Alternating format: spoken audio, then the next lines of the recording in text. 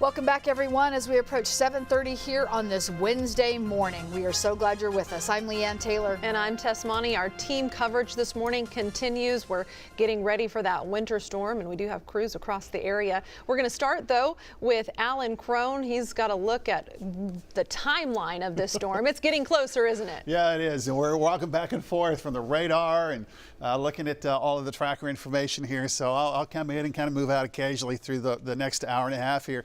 We do have this system that's very close to us now. Here's Tulsa, Bartlesville, Veneta, Claremore.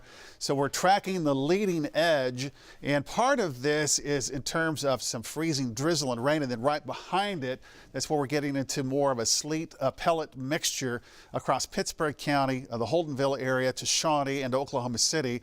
And you can see this is the estimated time of arrival here. So Tulsa after the 8 o'clock hour, between 8 and 8:30, we'll have some of that between 8:20 and 8:35 around Owasso, and it should keep on moving to the north and east. Now, taking the radar and kind of showing you what you would normally see on the radar to show that the leading edge of this is pretty light. And then we have some of those heavier convective development areas, a couple of lightning strikes, and some of that, again, could pile up on the roadways pretty quickly in terms of about a half an inch to some sleet that's coming down. We do have some freezing precipitation already across portions of Pittsburg County. It's where we find Vaughn Castor this morning. Vaughn is close to McAllister. Vaughn, can you give me an update? I know you're just now moving into the northern areas there, but what are you experiencing here?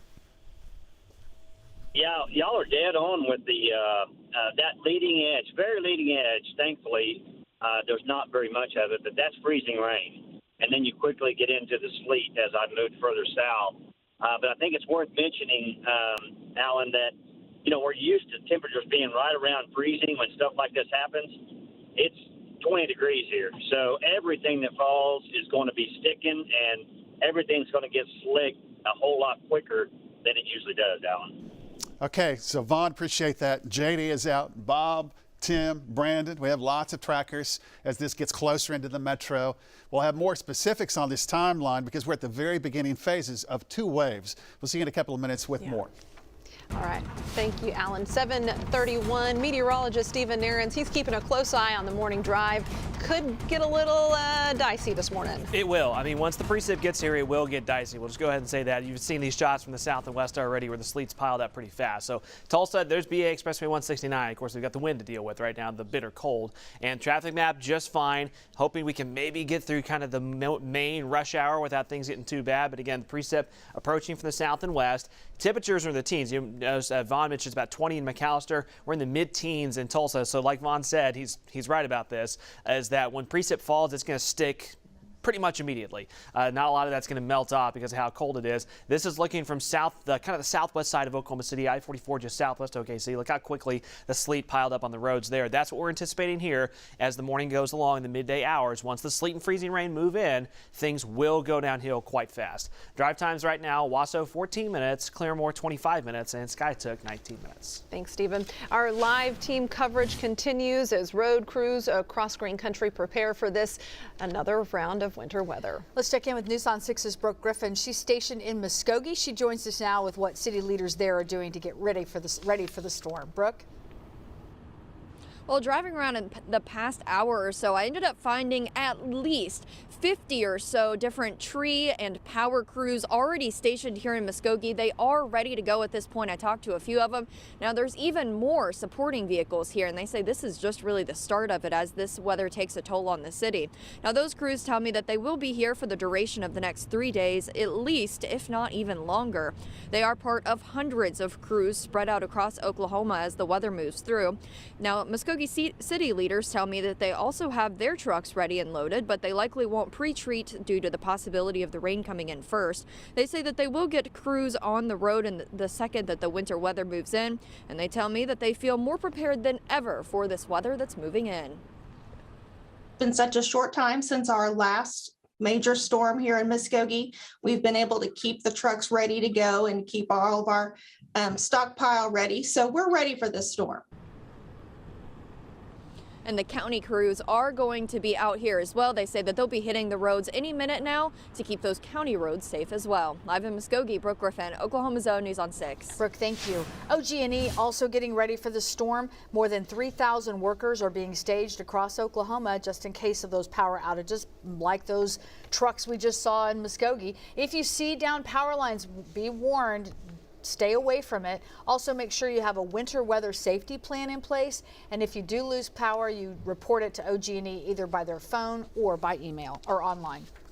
Dozens of schools are closed or have moved to distance learning today because of the weather. Broken Arrow just announced today will be a distance learning day for students there. Jenks Public Schools will use today as a snow day. That means classes are canceled altogether. We do have a list of updates, school updates, scrolling at the bottom of your screen, and you can find that full list over at newson6.com as well. And I'll just interject real quick, Union just going to distance learning. Just heard that. All right, and you can get the latest weather information by downloading our free News on 6 weather app. You can check out our live radar and get updated forecasts and weather alerts. Firefighters say no one was hurt after a house fire near Pittsburg in Pittsburg County last night. The Canadian Shores Volunteer Fire Department shared this video of firefighters battling the flames near Indianola. The wind was a concern, blowing embers around. 24 volunteer firefighters from 5 different departments helped put out the fire and kept it from spreading. They say the house was vacant. Also new this morning, Tulsa firefighters investigating the cause of a fire at the Nogales Avenue Baptist Church here in downtown.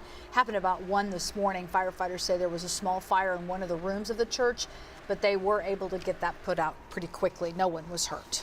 And Tulsa firefighters put out a garage fire near 11th and South Peoria. Heavy flames were coming from the building just before 1 o'clock this morning.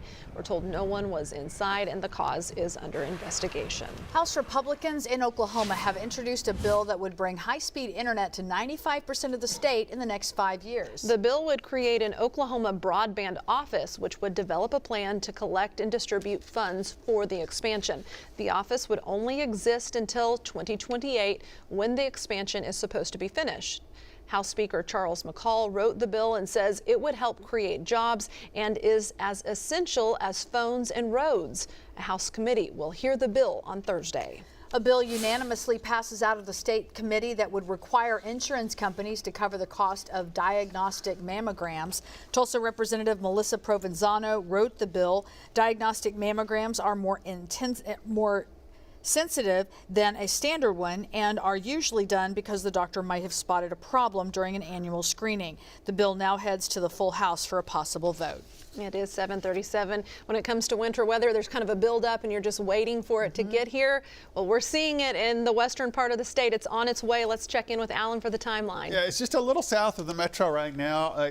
We think within the hour we'll have some in Tulsa. This leading edge is pretty light. And this is mostly, kind of starts as like a freezing drizzle, maybe a little bit of freezing rain. Remember, temperatures in the teens, it's going to freeze on contact.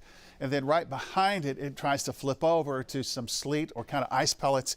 And then we have some heavier downpours across the portions of the Creek County area, Lincoln County area, Southern Creek County, Okfuskee, and then into part of Pittsburg County. So this is all moving northeast, and it's developing pretty quickly here.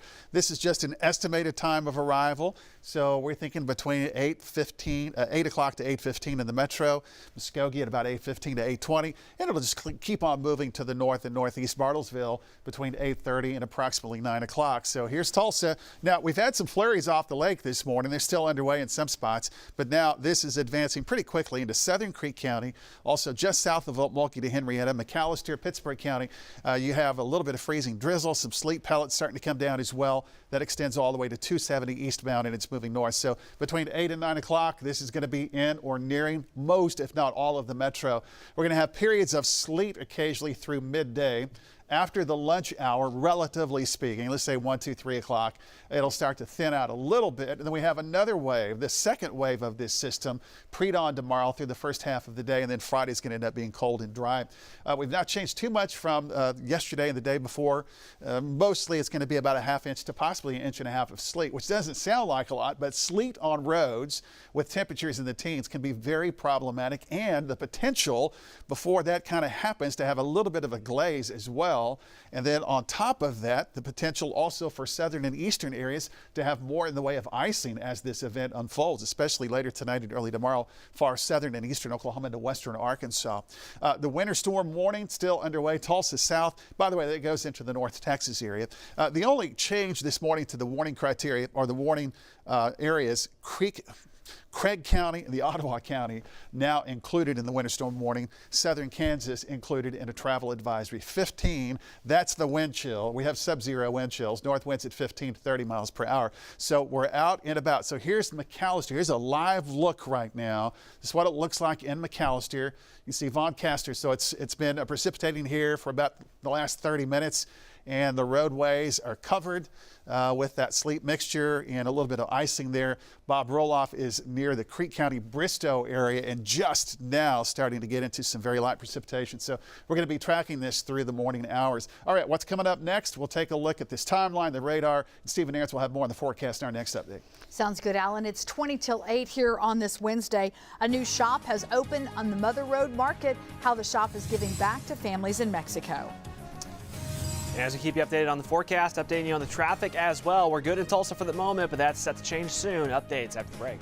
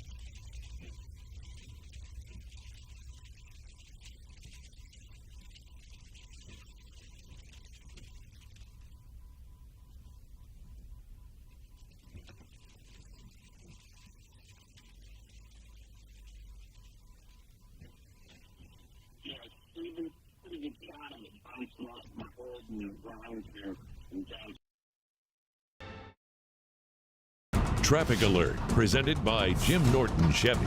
It is 7:43 now on our Wednesday morning. Tulsa Metro, we're still good for a little while longer on that drive. We get past 8 o'clock, things are going to change pretty quickly. South and southwest of Tulsa, sleet and freezing rain already starting to add up. You get down towards OKC, it's a big mess. So the long and short of all of this is, even though, from Tulsa to the north and to the east, it's dry right now, outside some flurries, don't let that fool you, because once the precip moves in for the mid-morning hours, it's going to go downhill pretty fast. And after 8 o'clock around the Tulsa Metro and down towards McAllister, you saw that from Vaughn a few minutes ago, already adding up on the roads with sleet and freezing rain. Bob Roloff's in Bristow reporting some sleet and freezing rain and some sleet kind of pinging off the hood of his car there, and it's all going to stick really quickly to the roads this morning. So Tulsa, traffic map looks right now about as good as it's going to look for a while. We get past the 8 o'clock hour, things will go downhill pretty fast. So drive times right now: Sand Springs 7 minutes, Sand Springs to Sapulpa 11 minutes, Sapulpa to downtown 11 minutes. Thanks, Stephen. People in Tulsa are showing some love to a woman who just opened a shop inside the Mother Road Market. Esther Wright's shop is called Hilo de Amor, or Thread of Love, and they sell bags and other items. Each bag is handmade by someone in prison in Mexico as a way to support their families while incarcerated. Money made from everything sold in the store goes right back to those who made the pieces there in Mexico. Time now, 7:45. We're going to send it back over to Alan Crone, who's tracking the winter weather this morning. Got to be prepared. Yeah, moving in, and it's, by the way, just blustery and bitterly cold. Temperatures right now in the teens, and it won't change much through the day. The high of the day may even be late after 6 o'clock tonight as the temperature comes up a little bit. We have sub-zero wind chills, so 20 on the big map, but it is cold, and we have wind chill sub-zero for a while. Here's the radar. The leading edge, we're tracking this now, that's south of Stillwater, near Stroud, and then part of Creek County, the Okmulgee County area, McIntosh, and then back into southern sections of the Haskell County vicinity. It's moving northeast quite rapidly at about 50 miles an hour. This is just a quick timeline, estimated time of arrival. Broken Arrow after 8 o'clock, Pawnee 8:12, 8:15, plus or minus, Muskogee 8:20, 8:30. Wasso, let's round up 8:30. Tahlequah 8:45, close to 9 o'clock near Veneta, southern Kansas at about 9:30. The leading edge of this is going to be almost like freezing drizzle or freezing rain, and then behind it, it'll start to flip over pretty quickly to sleet pellets, maybe a little snow mixed in on some of that. So we're zooming into the radar. Here's Tulsa and Glenpool and Bixby and Okmulgee. So we have a little bit of that now near Okmulgee, all the way back down 69, 75 to McAllister, and then the leading edge of that is about to approach Bristow and Sapulpa. So again, in the next 30 minutes or so, it's going to be in the metro. Occasionally, we may have some pockets of moderate, occasionally some heavy sleet, especially if we have what's called thunder sleet. We do have instability in the atmosphere today, so could have a thunder sleet cell. The temperatures will just be steady state for most of it. Now, around 3 to 4 o'clock, the probability drops down. It doesn't totally go away, and we still have a chance. 7, 8, 9 o'clock tonight should be pretty quiet, and then the second wave moves in overnight early tomorrow. The sleet accumulations, a ½ inch to possibly an 1.5 inches in spots. I mean, you get underneath one of those little cells that has lightning and thunder, it can add up. And then we have a little glaze potential near 44. Unfortunately, we still think the southern and eastern areas, even though you can have some freezing rain today, later tonight, pre-dawn tomorrow, the potential is there for some of that. As the system is leaving, the air gets cold. It's already cold, but even that little layer of warm air loft that we're having could change and support a little bit of snow on the Oklahoma-Kansas state line area. Quick update from Vaughn Castor in McAllister, Highway 69, and you've got sleet covering the ground. Vaughn, your update. Well, we can't hear Vaughn right now. Okay, let's check in with Bob Roloff. Boy, this has changed quickly here, Bob, in the Bristow vicinity. Yeah, Alan, this is not even 10 minutes, and we've gone to icy road conditions. It started, like you said, I had a little bit of freezing rain, sleet hit. You can see the ground's covered with sleet. The roads are already getting slick, so it's only going to go downhill from here. Back to you, Alan. I appreciate it, Bob. Here's J.D. McManus, Muskogee. He's going to head westbound. Tim Crone right now is in the metro, and Stephen Nairns, he's also going to head out to the west and intercept some of this. It's moving in pretty quickly. Yeah, and you're seeing it from all the shots here that this is all going to pile up pretty fast once it moves in, because the temperatures are bitterly cold, so there's no real chance for a lot of this to melt as it hits the ground. Air temperatures are cold, and the ground temperatures, road temperatures are cold as well. So 15 with a wind chill of 0 here in Tulsa, and again, that's not going to improve anytime soon. So temperatures around the metro, teens, and we're pretty much going to hold there for a lot of the day today. And we've got some single-digit readings to the north, about 20 degrees to the south. Quite a wind chill factor as well. Wind chills have been sub-0, 6 below 0 in Pawhuska, 7 below 0 is your wind chill in Pawnee this morning with a stiff north wind. So through the mid-morning hours, we're starting to see it already. Precip spreads quickly from southwest to northeast. So Tulsa, our dry hours, dry periods are about to come to an end. We're already seeing that sleet and freezing rain accumulating from about I-40 to the south, and that will include Tulsa and the I-44 corridor mid to late morning. Now, this is a fast-moving wave. Notice by just after lunchtime, we're already starting to see that zip off to the east pretty quickly with still some lingering precip in southeastern Oklahoma. Temperatures only in the low 20s. And it'll just be, I think, from late afternoon into tonight, pretty light off and on precipitation. And then the second wave fills back in early tomorrow morning. More areas of sleet and freezing rain. That'll be with us through the morning hours. And then tomorrow afternoon is when the system will wind down and come to an end. So today and tomorrow, more so focused on the morning and midday time frames both days, is when travel is likely going to be kind of the worst across the area. By Friday into Saturday, we're starting to warm back up slowly. It'll be a gradual thaw, some light precip possible Saturday, and then a bigger warming trend shows up by the tail end of the weekend. All right, thank you, Stephen and Alan from the Bob Mills Weather Center. Time now 7:49. USS Tulsa crews will get care packages this week. How some kind gestures are.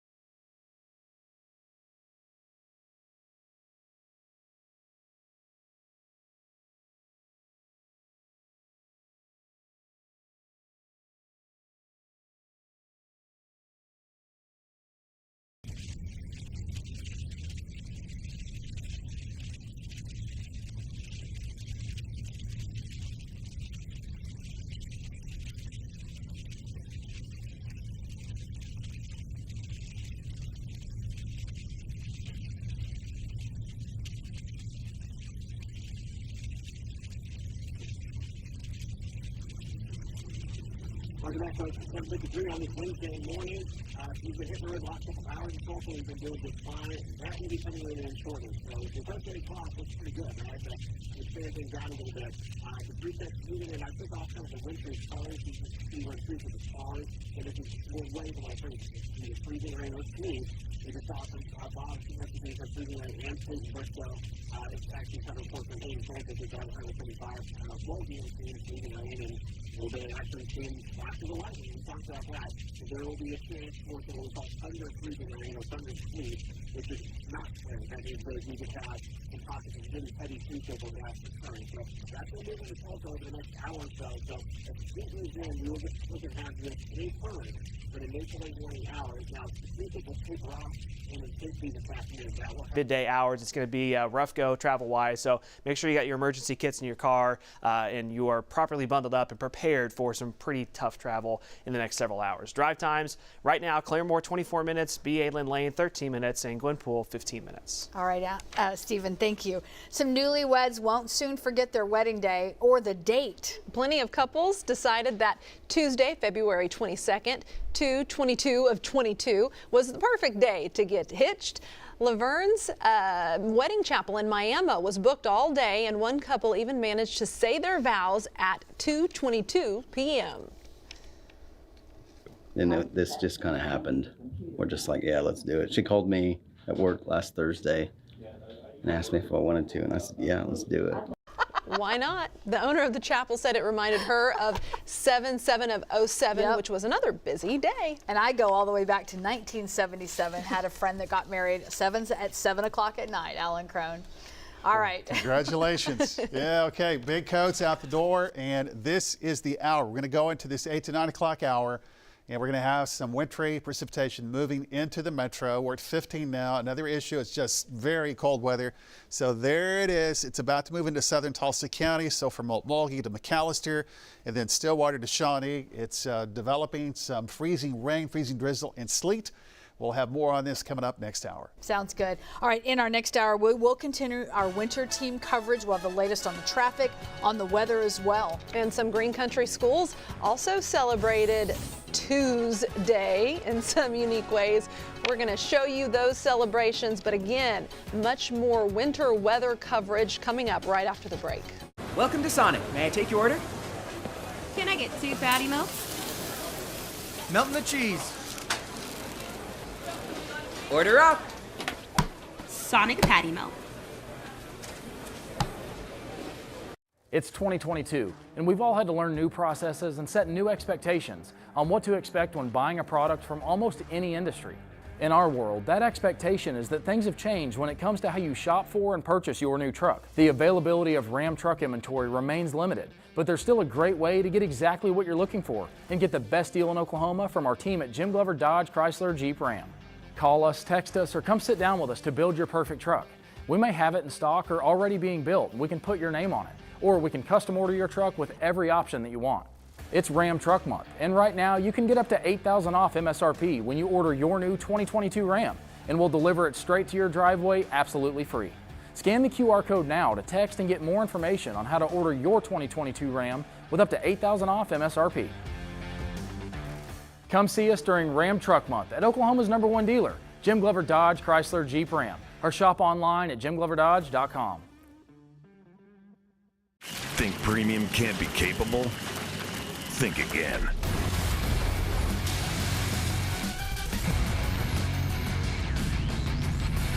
The GMC Sierra AT4. Premium and capable. That's professional grade from GMC. Or claim your purchase allowance on 2022 Sierra Limited Elevation Crew Cab models for an MSRP under $47,000 on this Sierra. Age before beauty? Why not both? Visibly diminish wrinkled skin in just 2 days. Crepe Corrector Lotion, only from Gold Bond. Champion your skin. So how do we handle an unpredictable world? Theologian C.S. Lewis said, we don't need to learn new ideas. We need to remember old truths. Peace is often found in what we already know, not in what we're trying to figure out. So remember some old truths, that God is good, He keeps His promises, and He cares for you. Jesus said, I am the light of the world. Whoever follows me will never walk in darkness.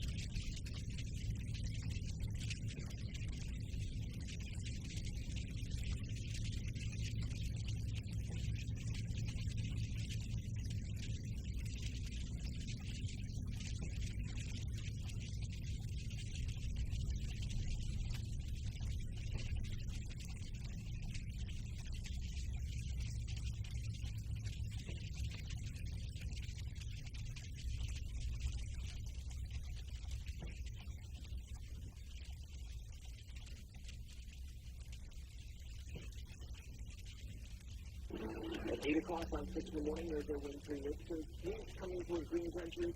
Cities across green country have been preparing for the winter storm. We'll check in with Tulsa road crews to show you how they're working to keep roads safe for drivers. Plus, the state has also been busy getting their crews prepared for this round of winter weather, how the last storm helped ODOT get ready for today.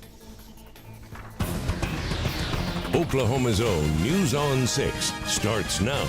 Welcome to 6 in the morning on this Wednesday. I'm Dave Davis. And I'm Tess Monty. Thank you for starting your day here with us. We've got live team coverage across green country for today's winter storm. We have crews in Tulsa and Muskogee, but we're going to start with meteorologist Stephen Nairns, who is tracking the sleet that's headed our way. Almost into Tulsa. I know it's been a dry start to the morning, but that is about to come to an end. So there's downtown Tulsa. I mean, it's bitterly cold, so to deal with that. Temperature of 15, wind chill 1 below zero as north winds gust over 25 miles per hour. So that's rough enough on its own. Then here comes the precipitation, and this has already added up fast. We've been showing you shots out of the Oklahoma City Metro this morning. Sleet piled up quickly there. And then from the Creek County area, Bristow area, down towards Eufaula and McAllister, we're already seeing that add up. So as this rolls into Tulsa this hour, roads will go downhill pretty fast as we get into that rush hour time frame here. So already starting to see that a little bit around Glenpool, Sapulpa, Mounds area, the beginning edges of the freezing rain. This starts off, most of this has been starting off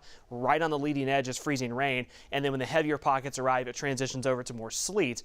In any case, it's all going to accumulate quite quickly because temperatures are way below freezing, so it's not really going to melt off. It's all going to stick. You can see that. Look at Von Castor's shot in McAllister, already just a solid layer of sleet on the roads there. Already seeing tough travel developing in Pittsburg County, and we're going to see this spread north throughout the day. Here's Bob Roloff in Bristow. I mean, this has just all been in like the last 30 minutes that's happened here in Bristow. Bob, about 30 minutes ago, there wasn't even anything on the ground. So that gives you an idea. Tulsa, and this moves in. I mean, in a 30-minute window, roads will go downhill pretty quickly. J.D. McManus traveling down towards the Choctaw area. You can see moisture starting to show up there as well. That's starting off as freezing rain, then it's going to go over to sleet. So we're going to have some issues developing over the next hour or two. Winter storm warnings for the heaviest precip, basically I-44 to the south, but there will be some precip up in the travel advisory areas north of Tulsa as well. So we're going to keep watching this for you hour by hour, checking in on those road conditions. And again, in the Tulsa Metro, expect things to go downhill pretty quickly this hour. We'll be keeping you updated. More updates coming in a few minutes. All right, thank you, Stephen. Time now 8:02.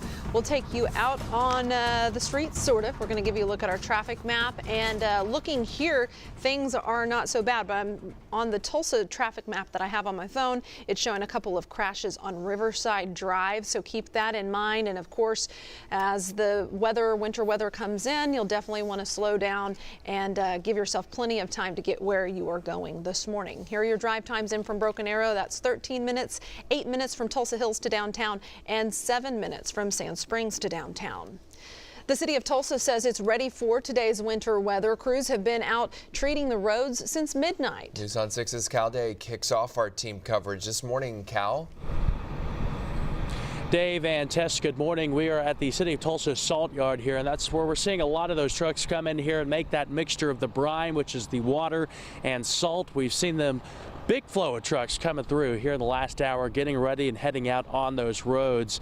These crews, as you mentioned, getting underway starting at midnight. Other crews getting here at 2 o'clock this morning. Everybody just gearing up for this precipitation. Street maintenance manager Tim McCorkle says the benefit to this system that's coming in is that it's coming in when a lot of these roads are already dry, so they're able to put brine solutions down on the roadways beforehand. McCorkle says 55 trucks and 8,500 tons of salt are on hand to combat any precipitation. Crews from several different city departments will be treating the roads here in the coming days. McCorkle says sleet is what they're really expecting here in the Tulsa area, and the mixture they're putting down will help out. We've got everything loaded to go out and respond to the storm, so one of our main things is making sure that our brine trucks are all up and running, because that's probably the first thing we'll use with this event. And in the last half hour, the city of Tulsa says they will start treating side streets and neighborhood streets in addition to the heavily trafficked areas here in town. Live in Tulsa, Cal Day, Oklahoma's own News on 6. Thank you, Cal. The city of Tulsa has warming stations open for anyone seeking shelter from the freezing temperatures. The Salvation Army Center of Hope, John 3:16 Mission, and the Tulsa County Emergency Shelter are all open 24/7.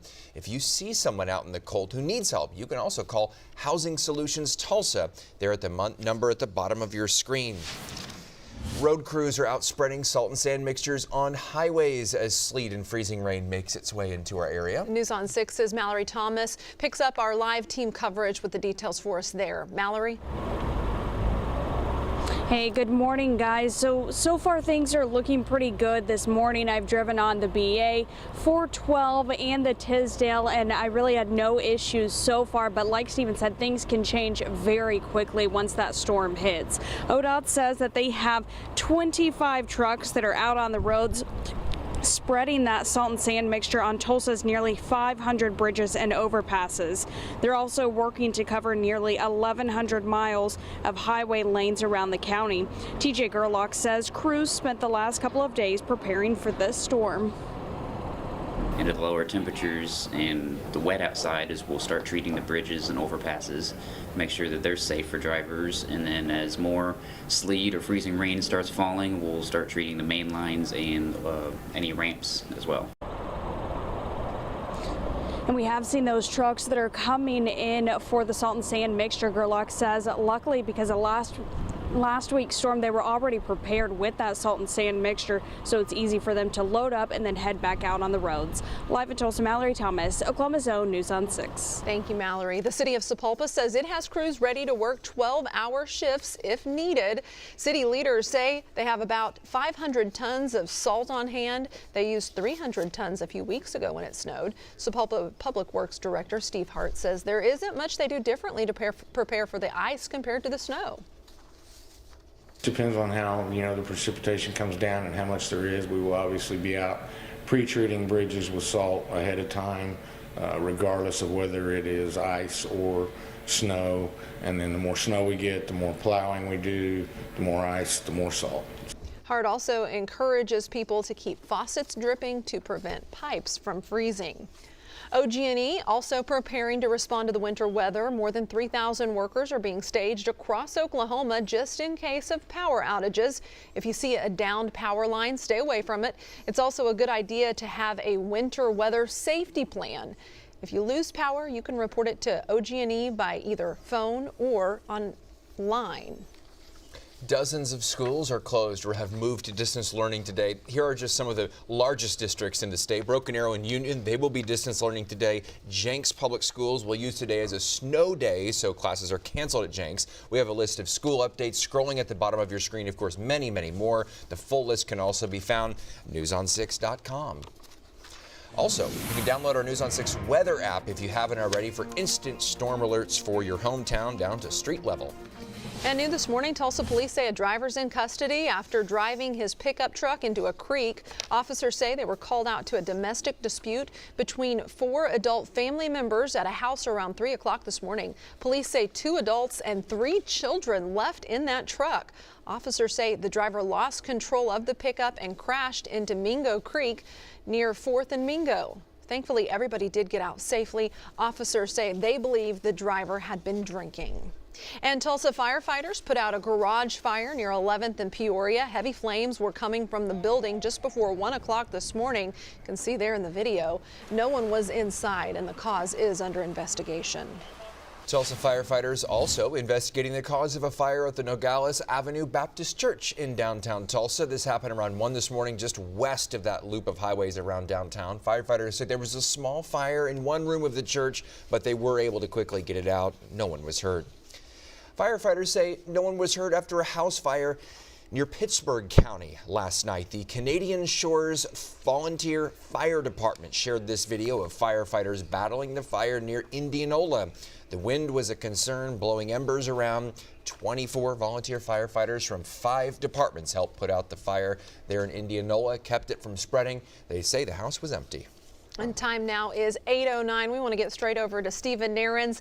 We're in the Tulsa area just kind of waiting for that winter weather to make its way here. The waiting is just about over. It's coming into the South Metro right now and will spread across Tulsa over the next 30 minutes. And roads will go downhill quickly. Those road conditions will go downhill fast when the sleet and freezing rain moves in. We've seen that everywhere south and west of Tulsa that's picked up the precip. Within 20 to 30 minutes, roads have been covered with sleet. So that's going to be an issue here shortly. Downtown Tulsa, cold, cloudy, blustery conditions. Here's the leading edge of the precip. Again, south sides of the metro, you're starting to pick that up right now. And right on the leading edge starts off as freezing rain. And then as the heavier precip moves in behind it, that changes over to primarily sleet. So the wintry colors here, you're often accustomed to seeing the blues and whites indicating snow. There will be some snowflakes mixing in, but this is going to be primarily sleet more than anything else because of the temperature profile that we're dealing with. So Sapulpa, Jenks, Glenpool, Bixby, even Tulsa Hills, some of that's rolling in. And I also want you to notice it might be hard to see here, but we've been showing a couple lightning strikes on the south side of the metro. We watch that closely when we're talking about sleet and freezing rain because that's kind of a convective element. What that means is that there's enough instability above the ground that there could be some locally very heavy bursts of sleet and freezing rain when we're seeing lightning and thunder showing up. So it's not exactly what we want to see. That just means that amounts would add up quickly. So the sleet moving in right now, periods of sleet through midday. Now this first round will move in and move out pretty quickly, and then late today will be drying out, kind of spotty precip. The second wave moves through tomorrow morning. Then by Friday we're dry. So sleet amounts ½ inch to an inch in the red area here, kind of situated from the I-44 corridor down to near I-40 in spots. But where we see those convective bursts, there could be more than an inch of sleet. And this would be for today and tomorrow. Keep in mind for both rounds. The further south, the further north you go, the sleet amounts will be a little bit less. And then on top of that, or under that, I guess I should say, there's the potential for at least ½ inch of ice, that freezing rain accumulation, if not near ½ inch of ice in far southeastern Oklahoma. That's where we get those power outage concerns. And again, that would be for today and tomorrow. So the winter storm warnings for the combination of sleet and freezing rain, I-44 to the south, the biggest impacts north of Tulsa, Pawnee, Osage, Washington counties, southeast Kansas. You're in a travel advisory, but you're still going to have impactful weather as well. Your amounts will just be a little bit lighter. Temperature of 15 with a wind chill of 1 below 0 right now. So that's not fun either. Quick glance at some of our shots with our trackers. We're going to talk to these guys in our big weather, next weather update in a few minutes. But Von Kastner and McAllister, you can see it is totally sleet covered roads there. J.D. McManus and Choctaw noting that things are freezing really quick. So you see he's using his windshield wiper with freezing rain, but then also some sleet going to start to move in. And then Bob Roloff in the Bristow area, I mean, this sleet just piled up. They say within 30 minutes, we went from nothing to sleet covered roads in the Bristow vicinity. Tim Crone headed west to Tulsa on Highway 412. It's going to pick up there shortly as well. And again, temperatures not moving. I mean, we're in the teens right now. We'll be about 20 by late in the day. So no help from a temperature standpoint today. We'll have the hour-by-hour timeline on this sleet moving in and where the sleet and freezing rain looks like to be the heaviest coming up in a few minutes. All right, thank you, Stephen. It is 8:12 right now. Green Country dance team making history, bringing home a double championship over the weekend. We've got some of the highlights ahead. Plus details on the Oklahoma Turnpike Authority.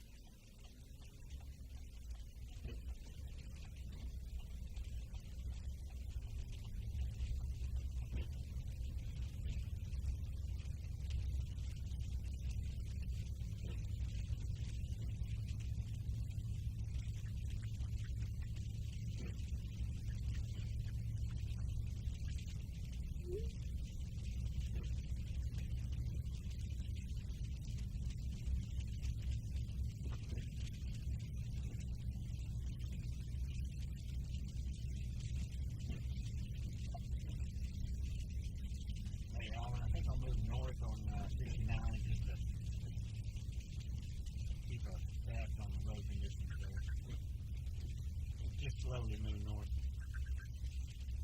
10-4.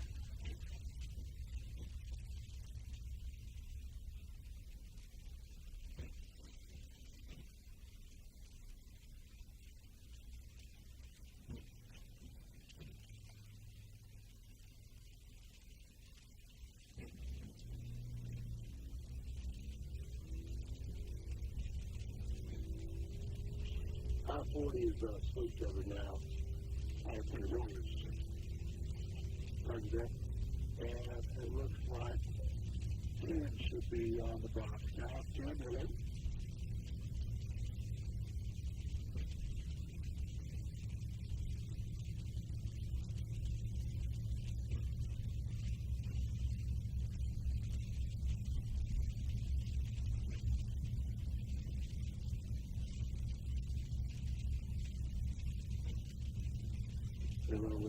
Let's check it again. Let's see if 10 is on the box now. Hello, 10.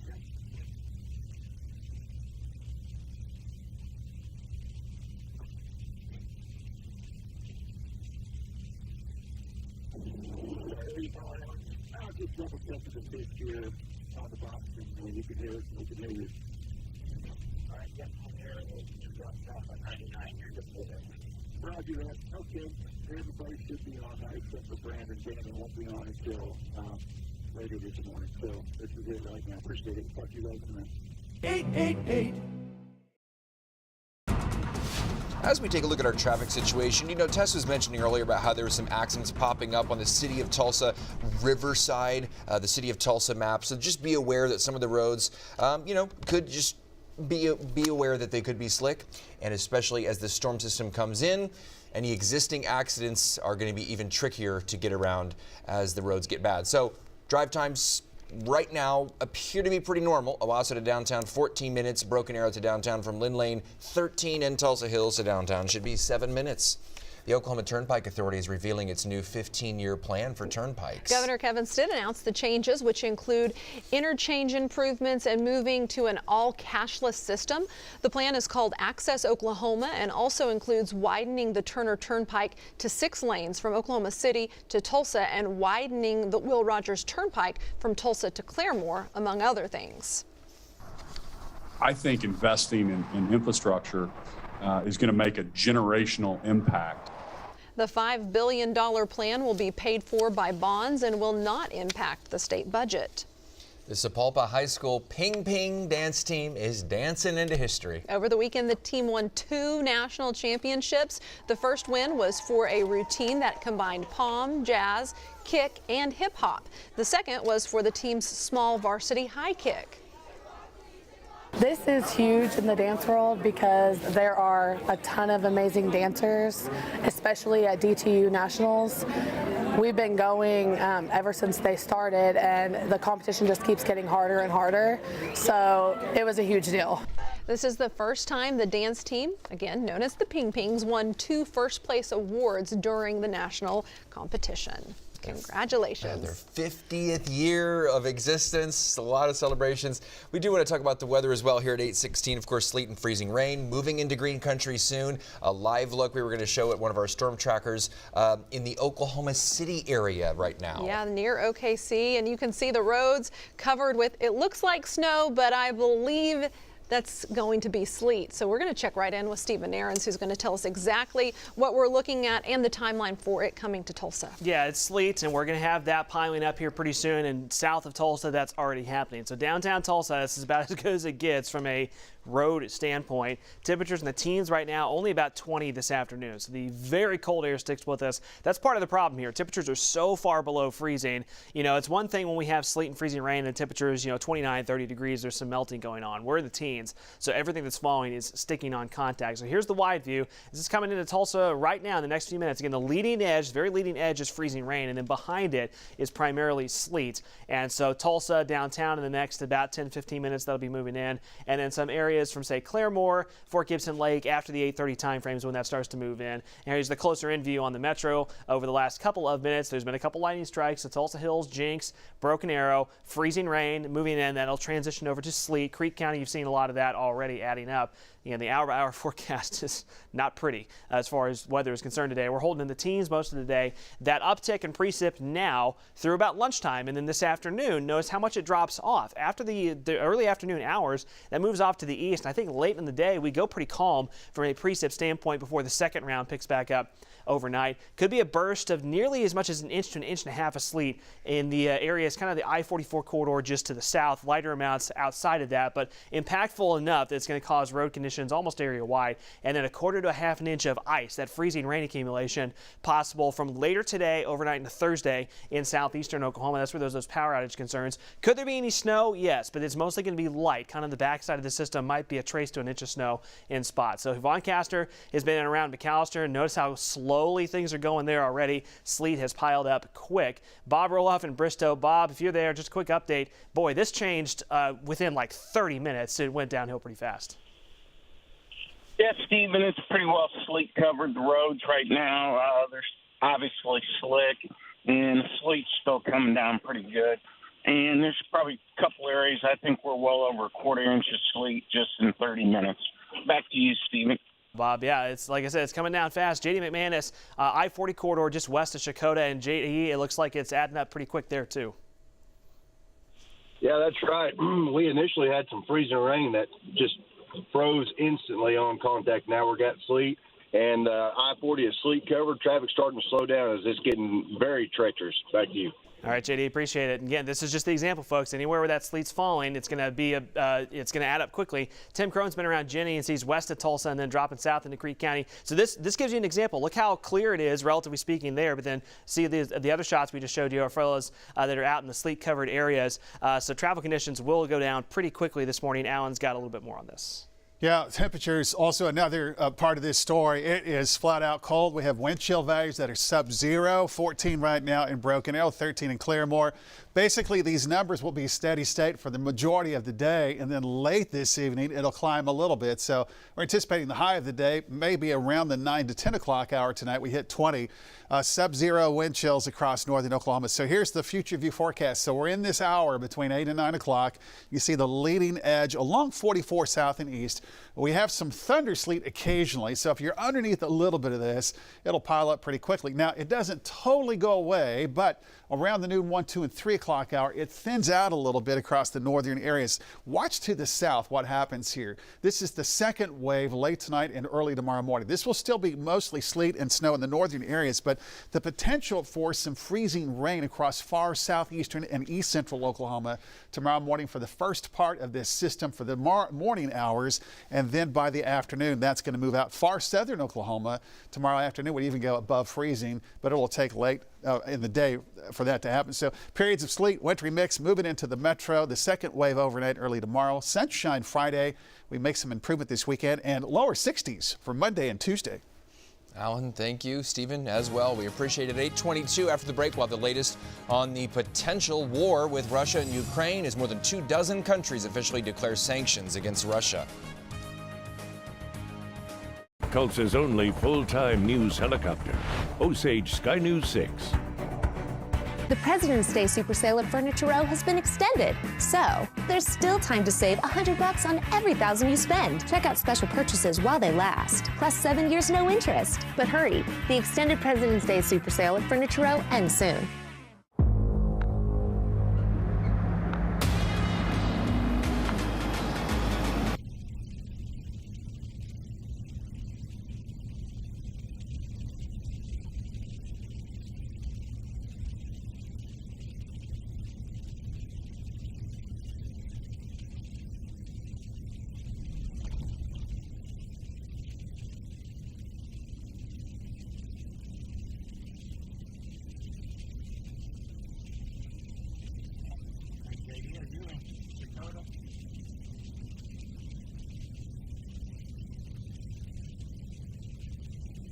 I'm the last on 40. Oh, okay. You getting scared? Yeah, I'm getting scared. I gotta go home.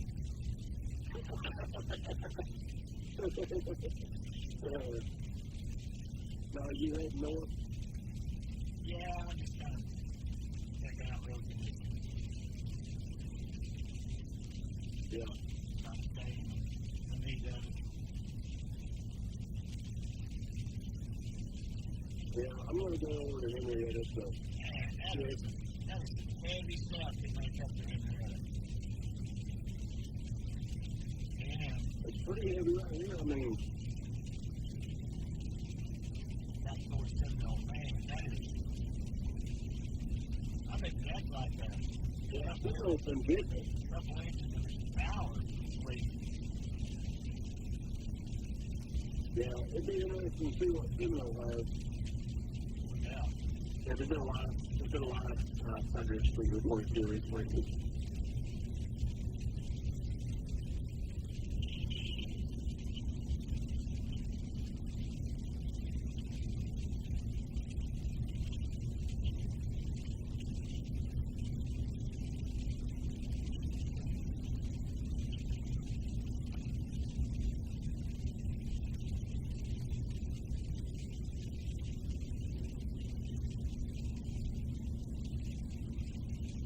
Hey, I'm right here with the last 2 times I've been out chasing, I've almost been wild pig.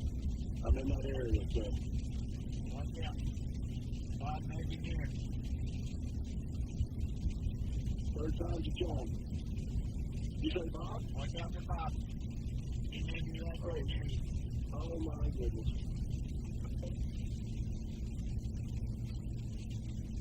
I'm offended. No, I'm going to HR.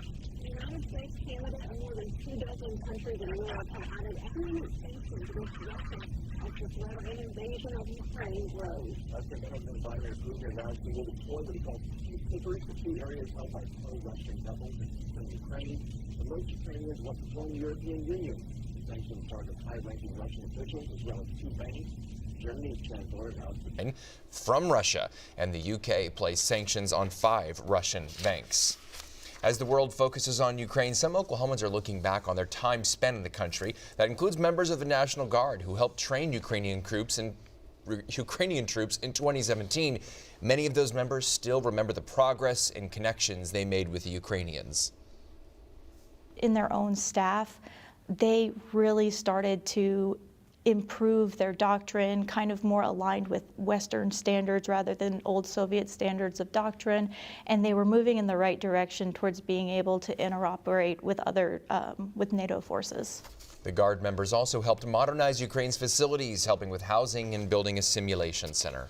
It is 8:26 right now. Coming up in our next half hour, our winter weather team coverage continues. We're going to check in for a live report in Muskogee. And we'll show you the care packages Blue Star moms are shipping to boost morale aboard the USS Tulsa. And winter storm warnings are up for almost all of the area. Alan and Stephen have all the information and what this means for travel today and tomorrow.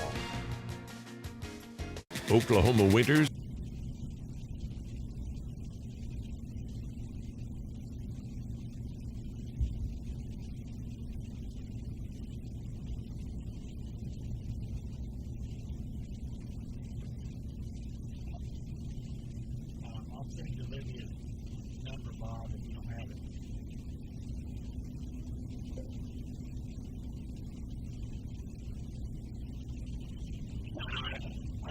I've been talking to her about marijuana. She's just building up the evidence.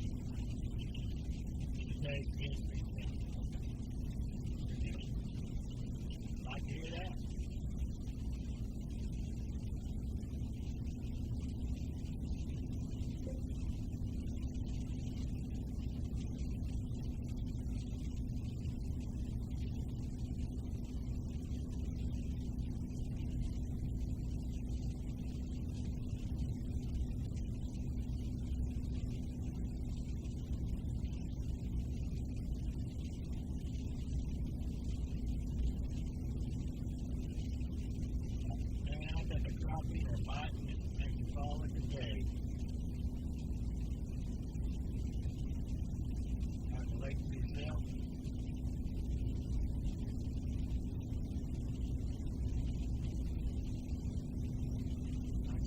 Jumping out of the water right now.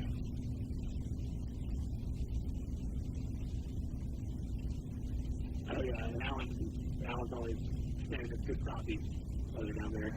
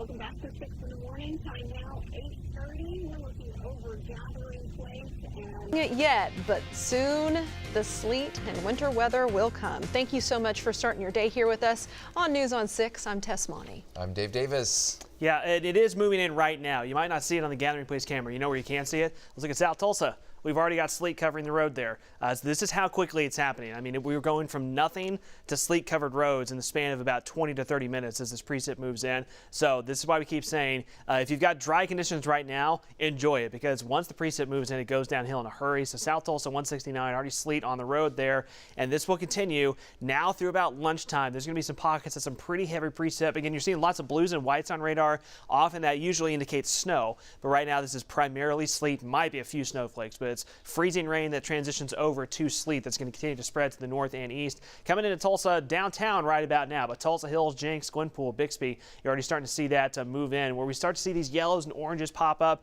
those are moderate to occasionally heavy pockets of freezing rain and sleet, and we're going to have more and more of that as the morning goes along. So from South Tulsa County, Creek County, Okmulgee, Okfuskee County, all the way down to near Muskogee as well. That's moving into Muskogee as well in Choctaw, and we've seen this from all of our trackers this morning. Anywhere where this moves in, roads go downhill pretty quickly. So it's going to be treacherous conditions, sleet-covered roads building in now through the midday hours and through the early afternoon. Now the good news, if there's any good news with the first round, is that early to mid-afternoon, it moves pretty quickly to the east. The precip gets lighter, and that should help improve the road conditions later today, but not so this morning. So just a quick glance around. We'll keep checking in with our trackers here through the next half hour. There's Vaughn north of McAllister, Bob near just east of Bristow. Notice all the sleet-covered roads there. JD in the Henrietta area. That's starting to add up as well. So we're going to continue to deal with the sleet-covered conditions for the next several hours. Winter storm warnings in effect from I-44 to the southeast. We'll have more updates on the hour-by-hour timeline of this precipitation and the amounts we expect coming up. All right, thank you, Stephen. At 8:32, we do want to take a look at traffic,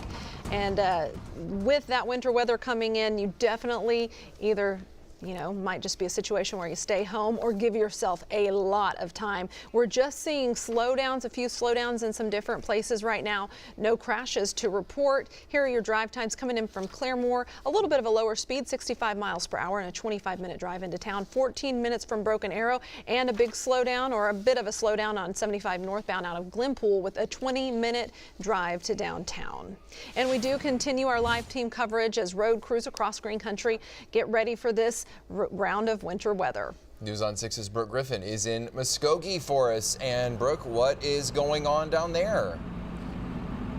Well, that precipitation in the last 20 minutes or so has started. The freezing rain, those little bits of ice are here, which means that these crews are rolling out as we're speaking. You can see that about 6, 7, 8 trucks, these are all from the Kansas City, Missouri area. They are all rolling out to go ahead and start working on areas that may need their help. They are trying to go ahead and get staged ahead of time. That way they're not trying to then get to the places that need help during the worst of this storm. So they have all of this extra equipment. They have a lot of crews here. Now, for every truck that they have, there are about 2 people inside each truck. So say I've seen about 50 or so different crews out here already this morning in this general area that we're staying in. That means there's at least 100 people here working just in the Muskogee area alone. Now there's about 3,000 crews spread out across Oklahoma today and over the next couple of days.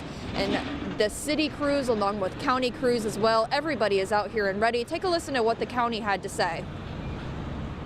The good news is that they saw this coming from a little ways out. So we had plenty of time to stockpile material. We've thought maybe we were past the last one, but it looks like we're going to get another round. And now that that system has officially moved in, again, the precipitation is here, is now officially freezing rain in this area. So we will keep you updated in Muskogee, but they are now rolling out. These crews are getting started. Live in Muskogee, Brooke Griffin, Oklahoma Zone News on 6. Unfolding right in front of our eyes. Thank you, Brooke. As winter weather is moving into Green Country now, you can always get the latest information for your neighborhood by downloading the News on 6 weather app. We're covering the Capitol now. House Republicans in Oklahoma introduced a bill that would bring high-speed internet to 95% of the state in the next 5 years. The bill would create an Oklahoma broadband office, which would develop a plan to collect and distribute funds for the expansion. The office would only exist until 2028, when the expansion is supposed to be finished. House Speaker Charles McCall wrote the bill and says it would help create jobs and is as essential as phones and roads. A House committee will hear the bill on Thursday. And the crew of the USS Tulsa will get care packages this week thanks to the Broken Arrow chapter of Blue Star Mothers and some local Girl Scouts. The packages will be sent out this morning. That's the plan. News on 6's Grant Stevens shows us how the gifts and snacks can make a huge impact. We've got some Easter eggs for the guys. Something so simple to us at home can have a huge impact on a service member overseas. And we always include gum. Gum is a big deal. They say that the sand over there tastes bad, and it's always stirred up in the air.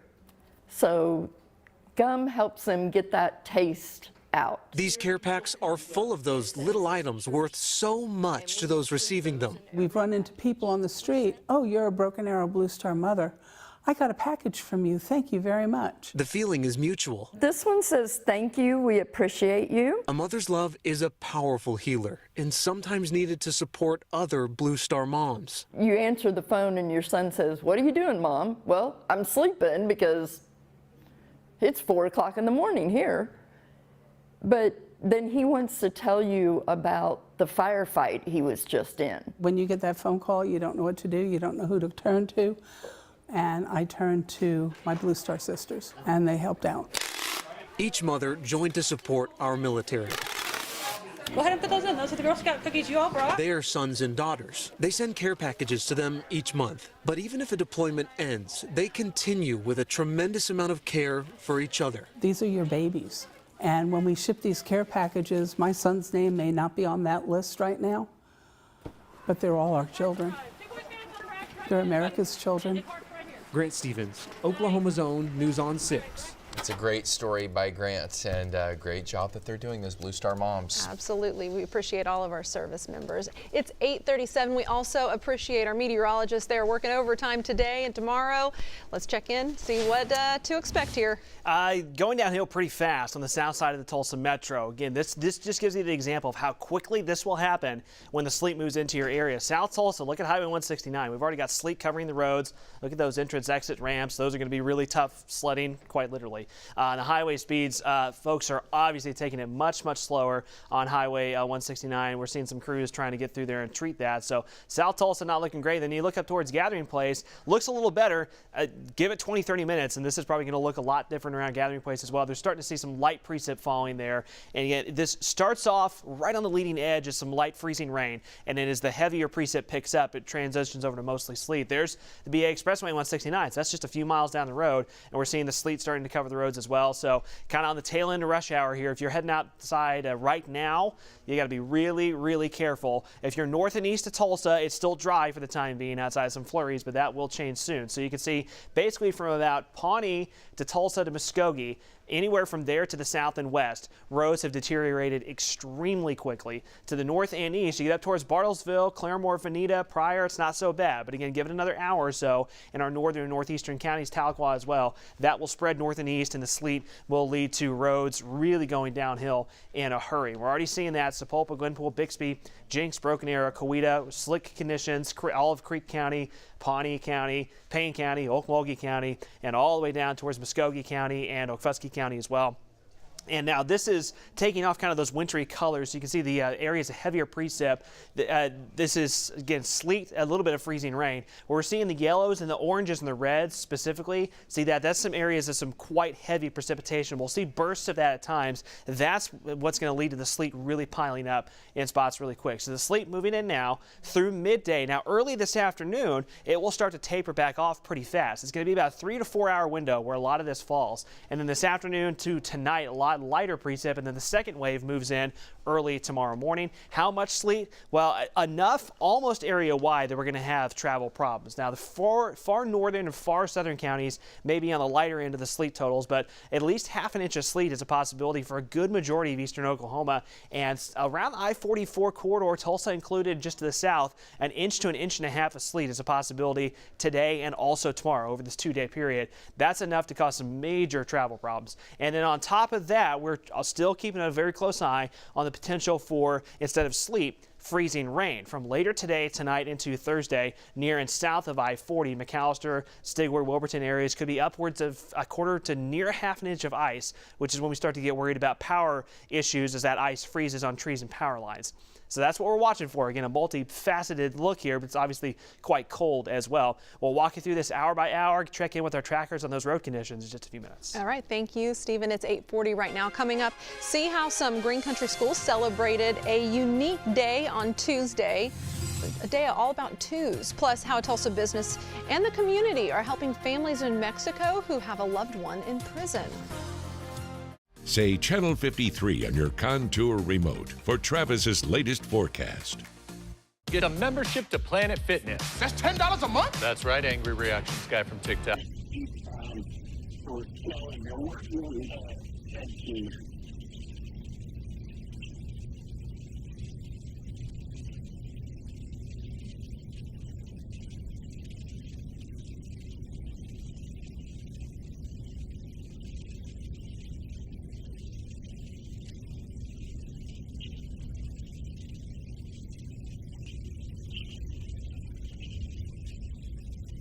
Yeah, Bob, we'll have you fly down on the south side of the metro.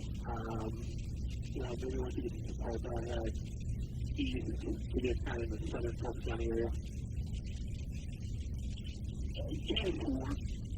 One thing I think helps us right now is the links out here, we had a very limited amount of recent rain. Well, it's coming down pretty damn hard here.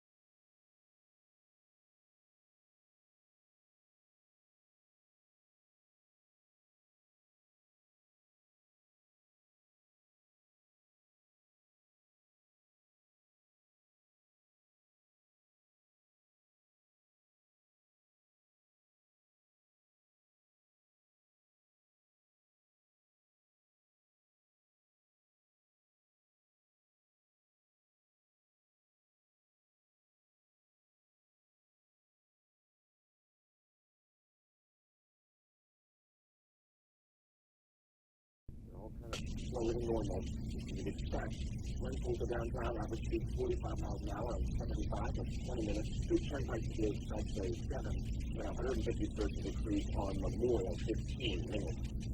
People in Tulsa are showing some love to a woman who just opened a shop inside the Mother Road Market. News on 6 Watson shows us something good. You might be in Tulsa. Name for this little pocket of space in Mother Road Market. We are in Little Oaxaca. This is Hilo de Amor, or thread of love. I am indigenous from Oaxaca, Mexico. I want everybody to see the marvelous things that Mexico and Oaxaca has to offer. Thread of love because of these bags. The bags, that's how everything started. Each bag is handmade by a man or woman in prison in Oaxaca, Mexico. Details are put on the bags by families living in Oaxaca. And I know the people, the makers, you know, it's all my life I grew up like that, and always they were in my heart. The products are sold here in Tulsa, and the money goes back to the hands that created each piece in Mexico. The bags have become a way men and women in prison can support their families while incarcerated. It takes 8 hours to make one of those bags. Hilo de Amor sells all kinds of handmade crafts that represent the hard work of more than 16 indigenous groups living all over Oaxaca. Jewelry, clothing, you can get it all here at Esther's permanent little shop right at the entrance of Mother Road Market. They are sisters. The only thing that they dedicated to do is this, like we call it the red clay. This is a shop all about giving back and doing so while celebrating the culture of Oaxaca, Mexico. But she makes this, and she's a wonderful lady. Each piece represents a story. Each sale, a life improved. We have been working hard, and I think when the opportunity opened, we took it because we were ready for it. Oh, it feels amazing. In Tulsa, Sawyer Bussey, Oklahoma's Own, News on 6. Very nice. And some Green Country schools took a break from class Tuesday at 2:22 to celebrate Tuesday. At Dewey Elementary, they celebrated with the Cupid Shuffle. Allen Bowden Schools celebrated the same way in their gym. Yesterday's date also falls on a Tuesday, which is very fitting. It was 2/22 of 22. Yep. Some of those teachers getting into it. I love to see it. Cupid Shuffle, February 22nd. It all works. Great job, everybody. Stephen Nairns and Alan Croner are in the Bob Mills Weather Center right now. Because, of course, everybody talking about the weather this morning. Stephen? Yeah, and obviously conditions going downhill anywhere where the sleet is falling over the last 20-30 minutes. Now, here's a comparison. Bartlesville, nothing happening just yet. You're in the waiting game for the next hour or so. But the further south you go, the worse it does get from a precip standpoint. There's downtown Tulsa. Can't really see it, but we're starting to see the sleet flying here. There's the BA Expressway 169, sleet-covered roads. I mean, anywhere this has happened from Tulsa to the south, it's been a span of 15 to 30 minutes that we've gone from dry to sleet covered. So that just gives you an idea how quickly this happens. There's South Tulsa, Highway 169 near 71st Street, sleet covered conditions, and pretty much anywhere south and west of Tulsa, it looks like that, if not a little bit worse. So here's the wide view on radar. So again, Bartlesville, Veneta, Jay, you've got probably another 45 minutes to an hour to go before that really moves in. Tahlequah in the next about 30 minutes, that'll be moving in. And all the way up to the state line, southeast Kansas, Miami, that's going to take a little bit longer towards the mid-morning hours. But this is spreading quickly to the north and east. Here in Tulsa, so in the last about 10 minutes, starting to come down in the downtown area. It starts off as freezing rain, then quickly transitions over to sleet. And now this takes off kind of the wintry colors. So this is what would normally show you if it was just raining. So this is wintry precip. This helps you see kind of the intensity here. You start seeing the yellows and oranges pop up. That's moderate to occasionally heavy precip that we've had in Creek County, southern Tulsa County. And yes, if you're hearing thunder, you're not hearing things. We're hearing occasionally thunder and seeing some lightning. That's indicating some pockets of very heavy localized precip in our southern counties. So northern counties, you've got another hour or two to go, or another about hour or so before that moves in. But anywhere from Tulsa to the south, roads going downhill fast and temperatures going nowhere. We're going to hold in the teens pretty much all day today with that high probability of precip now through early afternoon. Now, sleet amounts. This hasn't changed too much. This would be for today and tomorrow, but a lot of this will fall today with the second round tomorrow morning. Could be as much as an inch to an inch and a half of sleet in that kind of bullseye red corridor there near I-44 to the south, and then the freezing rain that freezes on contact on trees and power lines, a quarter to a half an inch possible today, tonight, and tomorrow in southeastern Oklahoma. That's where we have to worry about power outages. Snow amounts, again, still not a lot, but there could be some light snow accumulation in our northern counties. Bob Roloff has been near Bristow and then Creek County, now headed up to the east back towards kind of the southwest sides of the metro. That is slow going. Can't you tell? Vaughn Caster has been near and north of McAllister, sleet-covered roads there as well. Vaughn, just a quick update from you. Yeah, Stephen. It's been now falling here south from McAllister up to you've fallen out for probably 45 minutes. So it doesn't take long for it to pile up. The good thing is this is we didn't have much freezing rain. This is mostly sleet, and although it is slick, it's not as bad as it could have been right now up to this point. So we're going to keep monitoring. Back to you, Steve. I appreciate that, Vaughn. Jamie McNair down around the Henrietta area. He's been traveling on I-40. He said I-40's been getting treacherous pretty quickly. And then Tim Crone around the Jennings area. Tim, if you there, just a quick update. Looks like it's gotten slick there pretty quick as well. Yeah, you nailed it, Stephen, when you said 15 to 20 minutes difference, because when we pulled up here 15, 20 minutes ago, the roads were bare and dry, and this little wave's coming through. And the roads are pretty good, though. Cars are still moving along, but we're just going to keep an eye on it to see if they deteriorate as the morning goes on. Back to you. All right, Tim, appreciate it. Now, obviously, it's not going to warm up any, so that's not going to help us out. Ooh, it's a cold, blustery cold day, 15 right now, and the wind chills are sub-zero. These numbers are not going to move through the day. The high of the day will more than likely be reached about 9, 10 o'clock tonight, and that'll be near 20 degrees. And we have sub-zero wind chills that are underway. So, yep, we've got that range of precipitation now that's moving into the metro. Around the 1, 2, and 3 o'clock hour, it doesn't totally go away, but it thins out quite a bit. That would be the first round. And then the second round shows up late tonight, overnight, early tomorrow. It's that round across southeastern Oklahoma that may have a little bit more of an icing issue, especially extreme eastern sections into western Arkansas. By midday tomorrow afternoon, we have improving conditions regarding the precipitation, but it'll still be quite cold on Friday, the weekend, a system south of us, and all of a sudden we go back to 60s for Monday and Tuesday. Use some caution this morning. Boy, isn't that Oklahoma if you've ever seen one. Thanks, Alan. 8:51 coming up in our next hour here on Channel 60. The story of how a reporter in Ohio got a surprise visit from his mom. But before we wrap up this hour, Stephen will give us another look at the winter weather moving across the state. Say Channel 53. Which way you want me to go? Let me go down 40.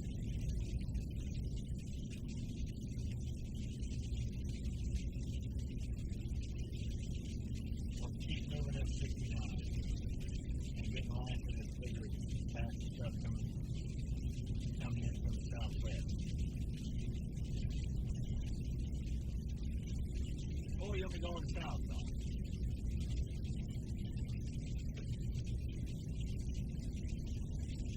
You're not saying a word. Nope. I'm just trying to get my next move before I get back on.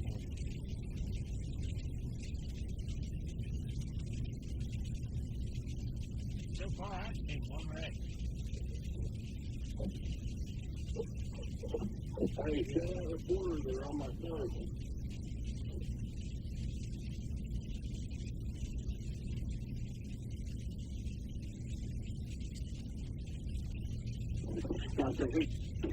He's a down here.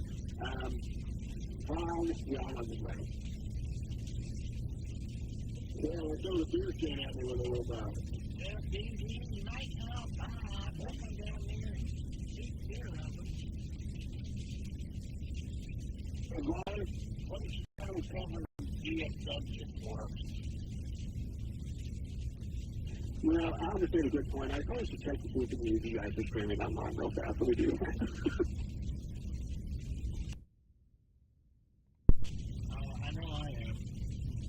But people like to hear that.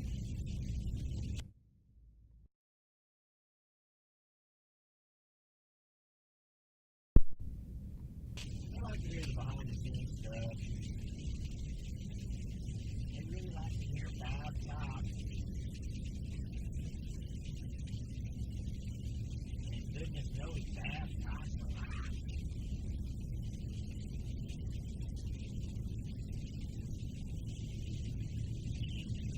How would anybody know? You've been rolling all morning. Oh man, you guys are good already.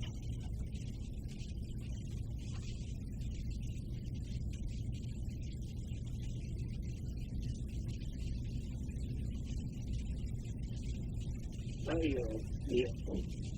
So the plow truck just went through this plow down, and he was throwing a lot of snow, sleet, but you can't tell it on the highway, so he's not making no difference, but he is throwing a lot of sleet. Yeah, okay, that's good enough. John, I think we're going to have you head north. System. It's time to call Airco, the company you know.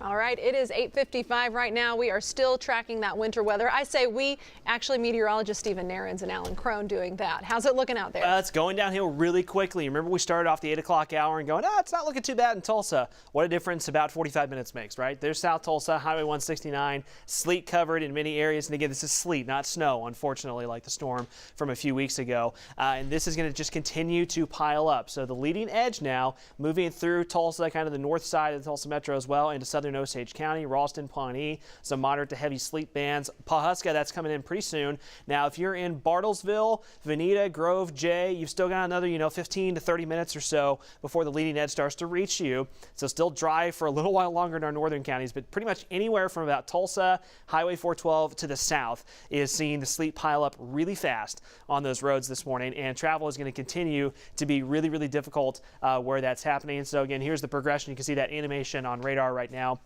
We got more updates coming up in our next hour, but again, plan on anywhere from Tulsa to the south, roads getting really slick really quickly. All right, thank you, Stephen. And our live winter weather coverage continues coming up right after the break. And in our 9 o'clock hour, we'll be speaking with the owner of the Tulsa Oilers, Andy Skirto, about his plans for the future of the franchise. Keep it right here.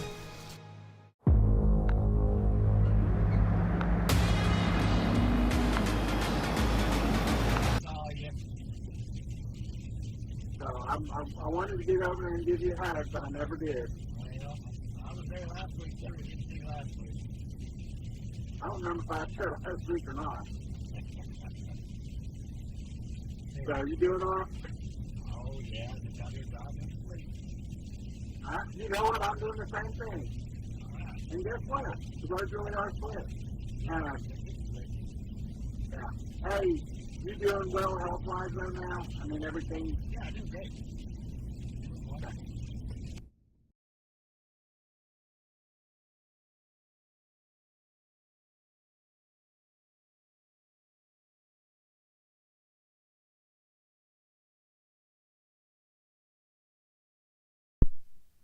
Have a good day, Mondale. Hey, Greg. Bye-bye.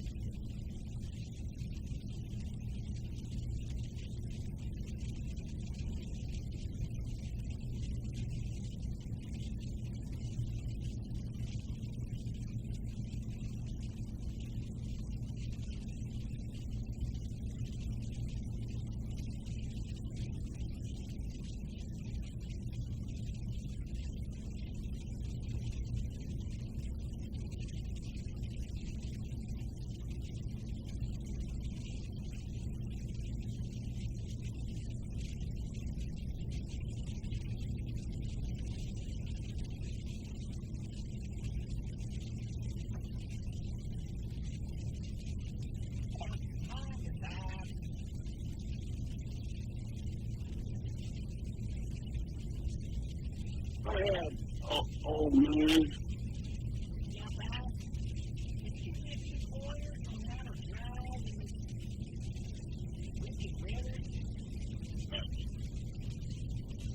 Yeah, and you think the parts you trust to start walking.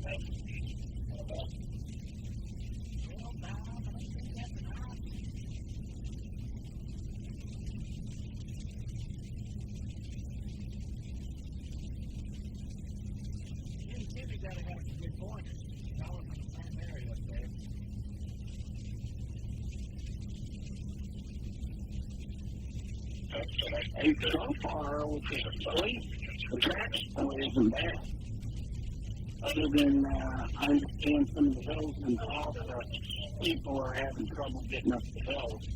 But the rest of it, as long as it's flat, it's not too bad. Yeah, you know. Yeah, if we can just stay, keep ruts going and it doesn't just freeze hard, it's better. And Stephen, you'll have to go to Glencoe and then drop to Stillwater. Very nice. We had a little bit of that this morning. And some sleet moving to northern Oklahoma. We'll take a look at the weather. Yeah, we've got a great tour. When you get to Glencoe, we'll see about it in Stillwater. We probably will. But yeah, just let me know when you get to Glencoe. I think they're offering this weekend. What do you think, girls? Yeah. Artificial intelligence also bringing to life funny cartoons here just to life. Still ahead, we'll try to see if we can get the character just by looking at their real life counterparts. Oklahoma's own News on 6 starts now. Good morning, everyone, and welcome to News on 6 at 9 a.m. We are glad you're here today. I'm Leanne Taylor. David, Alan Cron, good morning. Appreciate you watching. You all been watching that. Yeah, right on schedule into the metro and continue to move to the north and east. So roadways are now starting to become sleet covered through northern sections of the metro and expanding a little bit more to the north and east of us. So 169 71st. Boy, this didn't take long. Sleet coming down in here in the downtown area now. Starting to see some of that with a stout north wind at 20 to 30 miles per hour. We have wind chills that are sub-zero.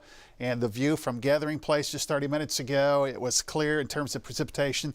But right now you've got that sleet mixture that is on the ground and causing some roadway issues. This is Bob Roloff, and he is in Sapulpa. The Creek County vicinity roads are sleet covered here as well. Von Castor has been in the McAllister vicinity, is now 169 northbound, closer into the Eufaula vicinity. Tim Crone and Jennings out to the west on 412. And has been into sleet, kind of a little bit of a freezing rain mixture. And J.D. McManus on the Henrietta beat early this morning, just off of I-40, getting ready to go into the downtown area. You can see those roads again are sleet packed. So here's the leading edge of this. It's into the metro, about to approach the Claremore area. Veneta, Miami, Coffeyville, Bartlesville. You're coming up next here. Estimated time of arrival about 9:30, 9:45 in southern Kansas. And in the metro, this now extends from Skiatook to Catoosa to Coweta. The very leading edge of this is mostly a little bit of freezing drizzle, a little bit of light freezing rain, and then it quickly turns over to that sleet as it continues to move to the north and east. Hour by hour, probability is pretty high right on through the lunch hour. After the noon hour, let's say 1, 2, 3 o'clock, doesn't totally go away, but it thins out. That's the first wave. The second wave arrives overnight and early tomorrow. We have winter storm warnings underway. More on the timeline and better news about the weekend straight ahead. Thank you, Alan. Crews with the city of Tulsa have been out treating roads since about midnight. News on 6's Cal Day is live with how the city plans to tackle this latest round of winter weather that is here. Cal? Hey, that's right, Dave. Leanne, good morning. Sleet now falling pretty moderately here in downtown Tulsa. Street maintenance manager Tim McCorkle said one of the benefits to them was that the roads were dry before all of this precipitation moved in, so they were able to put some of that brine over the roadways early this morning. The city says brine truck crews started coming in at midnight to start treating bridges and hills ahead of this winter weather. Other crews started their day at 2 o'clock this morning. Now there's tons of salt that's on hand to combat any of this precipitation. Crews from several different city departments will be treating the roads here in the coming days. McCorkle says this sleet is what they're expecting here in the Tulsa area, and the mixture that they're putting down will help out. Drivers are asked to stay home if they can, but if you do have to go out, give those trucks plenty of room to do their jobs. Don't encroach them. I mean, stay back behind them. If you don't have to go out, please don't go out because a lot of times vehicles get stuck, especially on the hills, and then that just keeps us from doing our job. And city crews will be working rotating 12-hour shifts until all the roads are cleared. Live in downtown Tulsa, Cal Day, Oklahoma's own News on 6. Thank you, Cal. We continue our live team coverage as road crews across Green Country prepare for that round of winter weather. News on 6's Brooke Griffin is down in Muskogee. Let's see what's happening down there at this hour. Brooke? Well, there's quite a bit happening down here in Muskogee at this point. The rain, the freezing rain, the sleet, the ice, it has all picked up. Now, these are big pieces that are falling. This only happened, all these white covered roads in the last, I don't know, 20 minutes or so. This happened really, really fast. You can see that there are still cars coming through this area. This is a pretty heavily trafficked spot. Now, this is right by the Quick Trip. If you're familiar with Muskogee, it's at Military Boulevard and North 32nd Street. This is where the Starbucks is, and then quite a few of the hotels here in Muskogee. Now, there are not anyone that we can see. We don't see any really slipping and sliding, but that is not to say that it's not happening. That just means that it's not happening here in this one spot we're in. We've already seen dozens of power crews coming through the area. They are lined up and ready to go in these hotel parking lots that we've seen in Muskogee.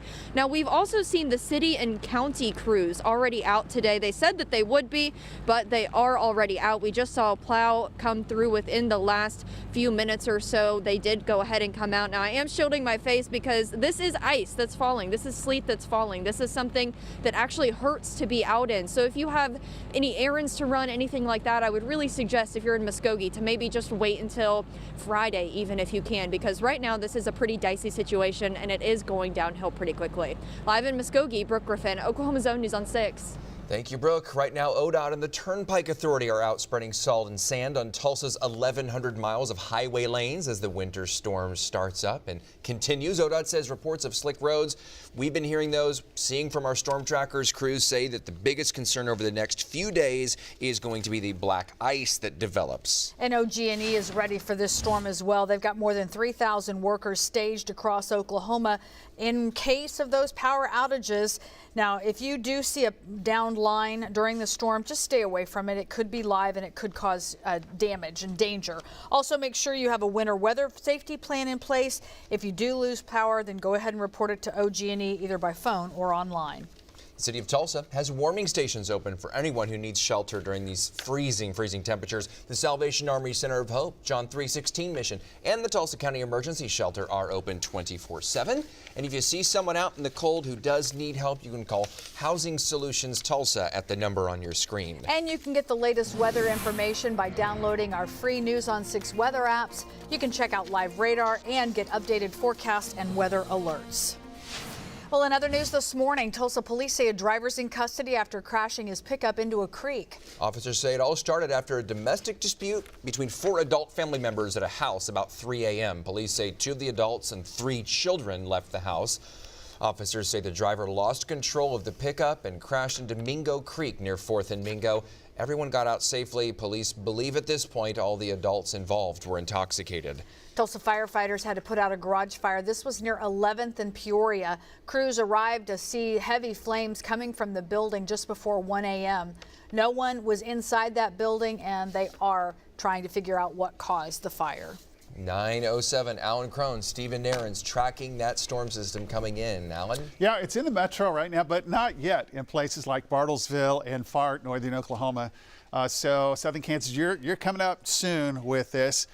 We think probably in the next 20 to 35 minutes, some of those areas to the north. Here's what it looks like in downtown. Again, this is a little bit of the very leading edge of this, had a little bit of freezing drizzle and then quickly turned over to sleet. And so we do have some sleet covered roadways in the downtown vicinity. Here's the view from 169 and 51st and also 169 and 71st on the far eastern sections here, closer into the Broken Arrow vicinity. And you can see folks are slowing down, taking it easy. That's the good call there. The radar, the leading edge now near Grand Lake to near Claremore, part of this initially is just going to be very fine hydrometeors, maybe a little drizzle, some very light sprinkles that will freeze on contact, and then right behind it, it won't take long, maybe 10 to 15 minutes, that'll flip over into some sleet. I know the radar algorithm's indicating snow, but this is mostly sleet that is moving northeast. So Bartlesville, here we are at 9:08, at about 9:20 to 9:30, you'll start to have some of that precipitation nearby Independence right before the 10 o'clock hour. So here's Tulsa, southward to Broken Arrow, Okmulgee, all the way over to Muskogee, Tahlequah. You're going to get on the mix on this soon as that continues to drop some sleet and some freezing precip moving to the northeast. Hour by hour, highest probability, again, right on through the lunch hour, basically. 1, 2, 3 o'clock. It doesn't totally go away, but it starts to thin out a little bit. Now, notice the temperature doesn't really go anywhere until later tonight. The high of the day may be reached tonight around the 9 to 10 o'clock hour at 20. The amounts, we haven't changed too much along this thinking, about a half an inch to about 1.5 inches of sleet. Now, this is a 2-day total. We anticipate that there will be at least a very small strip that will have some locally higher amounts of sleet, especially if you start to get a little bit of thunder sleet. We do have some instability that is allowing for a little bit of thunder sleet. Some icing around the metro, especially southeastern Oklahoma, late tonight, early tomorrow, and it'll finish tomorrow with a little bit of snow across the northern area. So, I mean, the roadways. Let's check out Bob Roloff. Bob, if you're there, quick update, what it's like in Sapulpa. I believe on 117, or you tell me what, your location, what do you have? Yeah, I'm eastbound on Highway 117, headed towards Highway 75. Roads covered with sleet. Traffic's down to about 30 miles an hour at this point for the most part. If you take it nice and slow, you shouldn't have too many problems. A few people having some issues on the hills, but other than that, we're good to go. I haven't heard any road closures. Back to you, Alan. All right, appreciate it. And here's Von Castor, Choctaw. He's been traveling from Pittsburg County, the McIntosh County area, soon Muskogee, and then JD McManus. JD, give me a quick 15-second update. Boy, it looks like it is a blustery day in Henrietta. Yeah, you can tell in the shot there with the flag, we've got a cold north wind that's just making things flat out miserable. 16 degrees here on the west side of Henrietta. The roads are covered in sleet. They're hazardous. Just no reason to get out if you don't have to, Alan. We're going to keep watching, though. Back to you. All right, JD, appreciate it. Okay, our next update. Stephen Nairns will take a look at the forecast and some better news as we get into Friday and the weekend. Good deal. Thank you. Well, planning for the future can be a bit stressful. You know, we've got 401ks and IRAs and what feels like a lot of investments. A lot of options. After the break, wealth manager Ken Grant tells us about the different ways you can invest for retirement and some general advice about some of the things you may be hearing out there. This month, we're highlighting some outstanding Oklahomans for Black History Month. A.C. Hamlin was the first black person elected to the Oklahoma State Legislature just a year after statehood. Hamlin sponsored legislation to fund Taft School, a black school for deaf, blind, and orphaned children, and addressed unequal facilities for black and white railroad passengers. Oklahoma winters are insane. From record cold 1 minute 10 below zero is what it feels like. to tornado warnings. You need to take cover right now. From blizzards This thing is going to come at us in bands. to sunshine.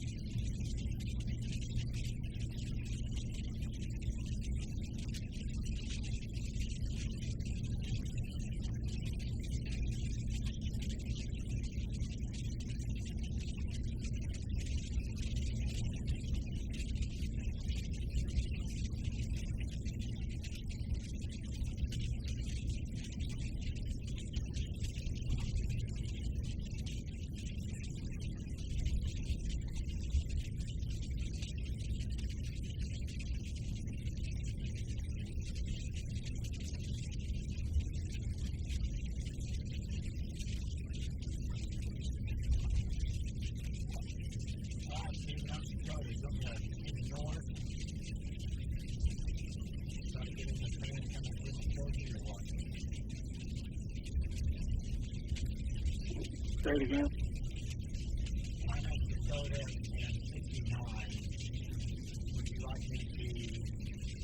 What would you like to do?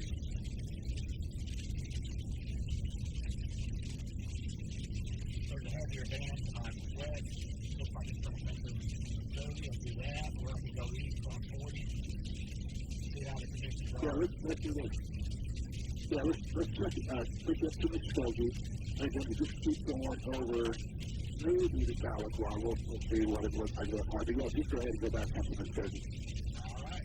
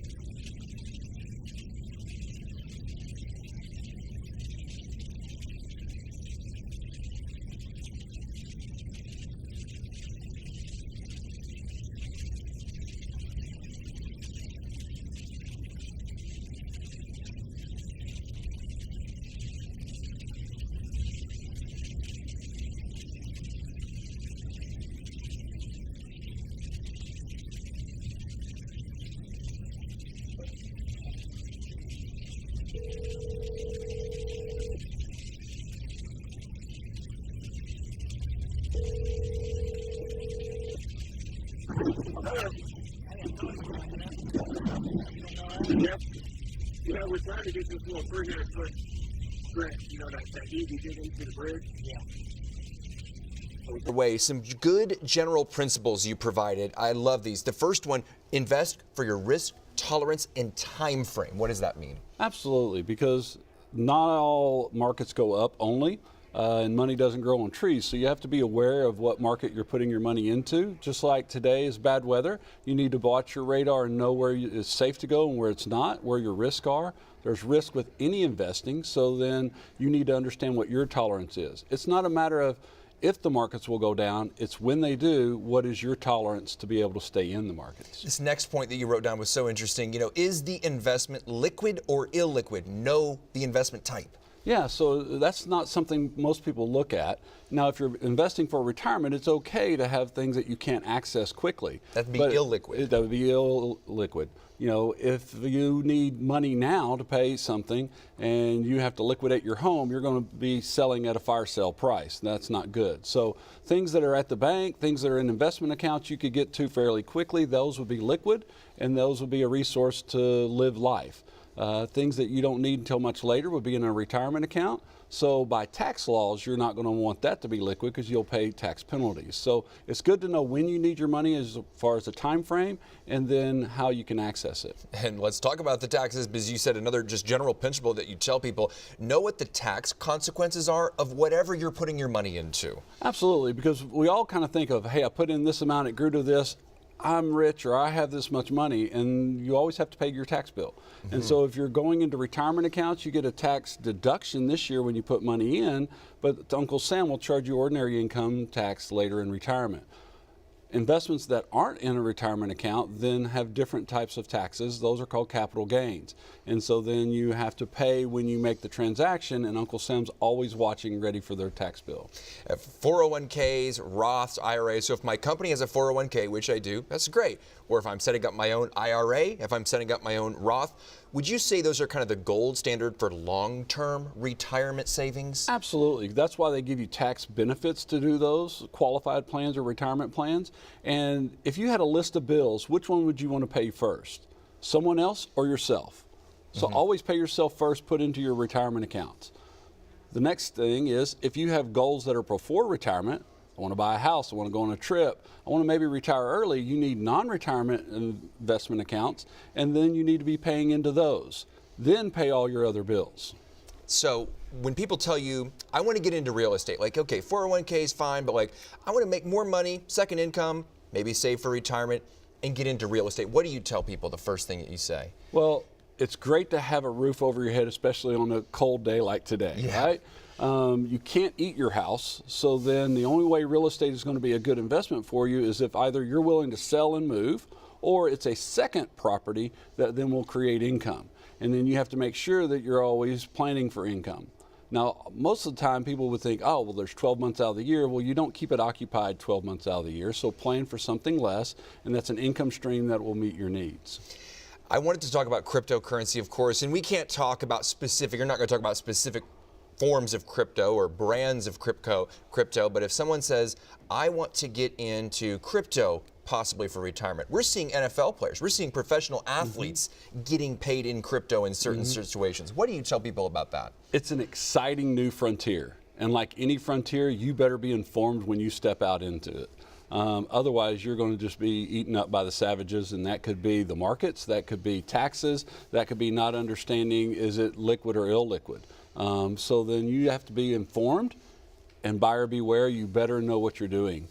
Too often then people think they have something that has value, and then the markets tell them the next day there is no value. So be informed and know where you're going. It's exciting. It's built off of blockchain technology. So if you really want to get into it, remember when we first had smartphones, what did we do? You bought the components, not the actual phone. Great point. The same thing would be in this new frontier. Buy the blockchain technologies, and you will be there no matter which coin, because there's 2,000 something coins. Which one's going to be here 10 years from now? Your bet's as good as mine, but if you're in blockchain, you'll have the infrastructure of that system. Well, Ken Grant, a lot to digest, but as always, thank you so much for your time. We really appreciate it. It's our pleasure. Thank you.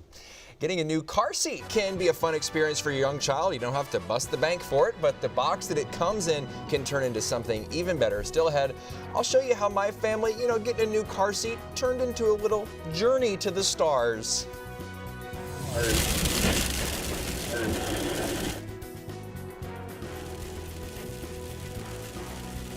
Activities and fun experiments. We're trying some out, like this liquid nitrogen volcano this morning with Kelsey. She's going to help us out and try some more at the Discovery Lab. Ooh.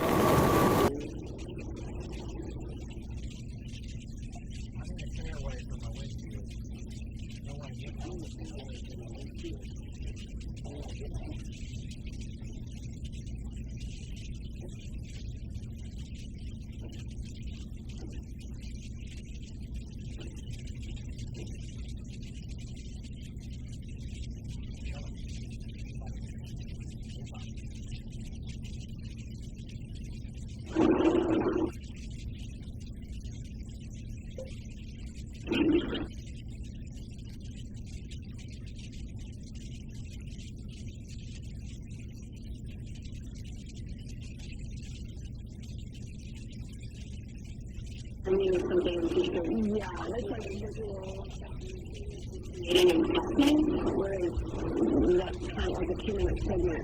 I tried really hard to come up with something that's really like an engineer for you. Yeah. We kind of talk about like what people can turn this week and like, okay, we're going to show y'all something, really, just like the science lab. So this was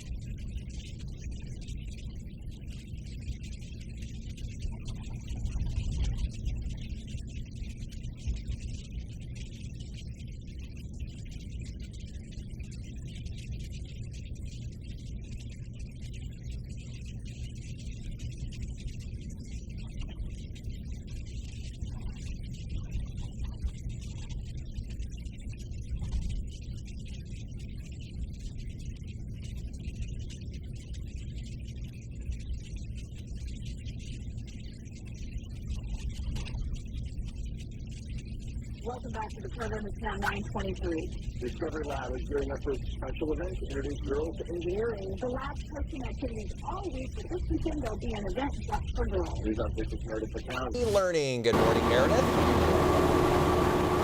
Hey, good morning. I'm joined this morning by Kelsey Hildebrand. She is the Learning Experience Manager here at the Discovery Lab. So Kelsey, this is such a fun week. Tell us what it's all about. Yeah, so this week is Engineering Week all over the country, so it's National Engineering Week. And then tomorrow is Girls' Day. So it's this week, all we're celebrating at Discovery Lab is getting more girls involved in engineering concepts and introducing them to engineering. And you'll have those classes on Saturday where you'll teach girls different experiments. And we kind of wanted to show one this morning, show a fun experiment. We have a little setup going on. Okay, so what I have in this bowl is liquid nitrogen. Okay. So you got to see a little bit and experience a little bit of it. It feels so cold. It's very cold, yes. So what happens when I spread it across the table, you can see it will skitter So liquid nitrogen boils at negative 320 degrees Fahrenheit. Unfortunately for both of us, it's way warmer than that in this room right now. So it's boiling off as we talk. You can see it's bubbling, it's smoking. When I touch it to the table, it skitters right across. I know, it look like little bubbles and they just disappear. Right, so I have a question for you. What do you think is going to happen when I put this balloon into the liquid nitrogen? Well, I have the answer because we mentioned it before. So I made sheet, but I think it's going to shrink. You think it's going to shrink? You think it's going to shrink. So there's nothing special about this balloon. It's just filled with my air. I just blew it up before we started. And I'm just going to stick it in the liquid nitrogen and we're going to watch what happens. So you did have the correct answer. The balloon is going to shrink. That is so neat. Yeah, it's just what's happening. So this is a really awesome concept that we talk about in chemistry and physics. Air shrinks when it gets really, really cold. So all I'm doing is shrinking the air down inside of the balloon using the cold from the liquid nitrogen. That is so cool. I want to touch it. Wow. Well, Kelsey, thank you so much for showing us this experiment. Again, they've got activities going on every day for National Engineering Week. And then the Introduce the Girl to Engineering are happening on Saturday and Sunday, the classes that you can sign up for online. I'll send back to you guys. Meredith, I'm thinking now we need to go to Discovery Lab every month, do some segment. She's fantastic. That's great. Yeah. Great job, Meredith. An artist is using artificial intelligence to bring cartoon characters to life. We've got to look at some of the realistic portraits, and we'll do a little quiz. I guess so. And a reporter getting a surprise visit while on the clock after getting some calls from his mother. We've got the video as the cameraman kept rolling when the reporter's mom drove on by to say hi.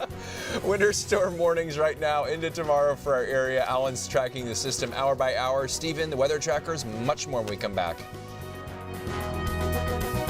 Here's an opportunity.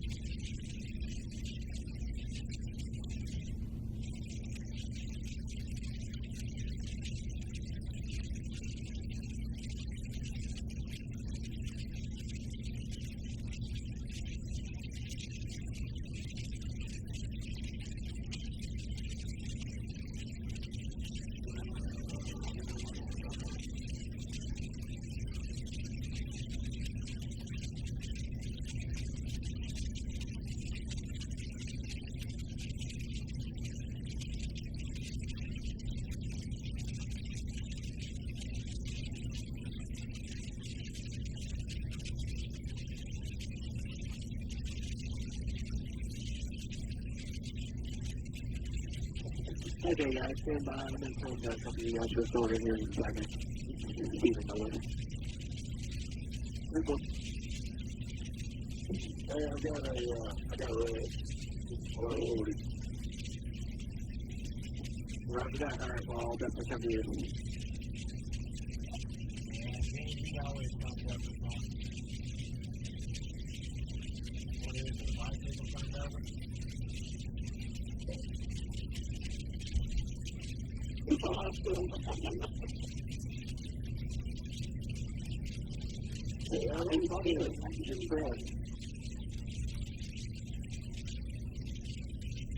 They found it probably in the back of the truck and just threw it out the road and shot over. From the Gulf Weather Center, meteorologist Stephen Miller.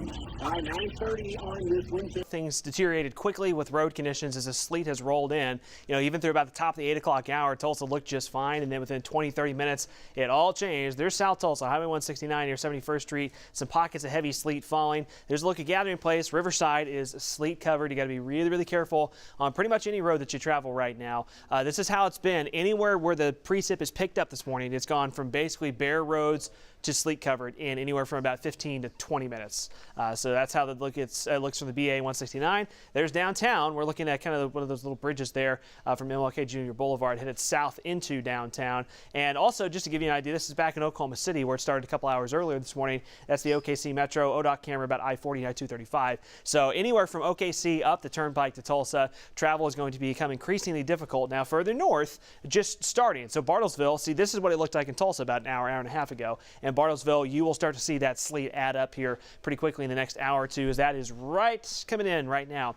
On the leading edge, at times we're seeing some freezing rain mixing in, but this is predominantly sleet in most spots. Now, down toward the south, and radar's kind of picking up on that a little bit, around Henrietta and Eufaula, a little bit of freezing rain mixing in as well. So here's the animated view. You can see all this area, predominantly sleet, some freezing rain, moving quickly from southwest to northeast, some moderate to heavy pockets at times as we take off kind of the wintry colors here. Where you're seeing those yellows and oranges, that's some locally moderate to occasionally heavy, primarily sleet. And again, down along I-40, it is the least starting to mix in with some freezing rain. Again, that's what we have to watch for, because sleet is worse for roads. Freezing rain is worse for kind of the trees and power lines as far as accumulation goes. So upwards of an inch of sleet, maybe an inch and a half of sleet, a possibility with this round, and then also the round tomorrow as well. Kind of situated from about I-40 and then maybe about a county south of I-40 is where it looks like we're going to have some potentially very heavy sleet that's going to cause some travel problems. And then we're going to still watch south of I-40 very closely for that potential for a quarter to a half an inch of ice accumulation as well. So the winter storm warnings from I-44 to the south, that's where the heaviest amounts are expected. But north of Tulsa, where the travel advisory is in effect, travel impacts as well. This is an impact too, isn't it? 14 with a wind chill of 2 below zero.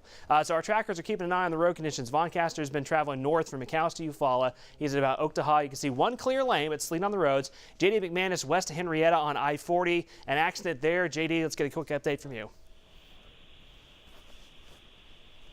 Yeah, we're just about 6 miles to the west of Henrietta, and I-40 is, like you said, sleet covered. We have a wreck here, and unfortunately, this is on top of a hill, so when the traffic comes up on this, it's going to be sort of surprising, so this may escalate into more than one wreck. This is the first wreck that we've seen, but the roads are slick.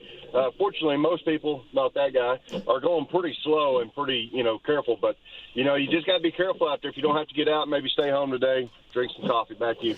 Appreciate it, JD. Yeah, it's right on cue. Most people taking it slow, but there were a couple cars zipping by JD's shot there that were going way too fast. You got to slow it down on these sleet-covered roads. Bob Roloff just off the highway in Glenpool, same story. You can see sleet covering the roads there. So, in general, anywhere where the sleet is picking up this morning, this is what it's going to look like within about a 20 to 30 minute period. And this is going to continue now through about lunchtime. There's going to be some locally pretty heavy sleet, northeastern Oklahoma, and some freezing rain mixing in southeastern Oklahoma. So plan on some pretty tough travel. We're continuing to update this. We'll continue to keep you updated through the half hour and more in just a few minutes.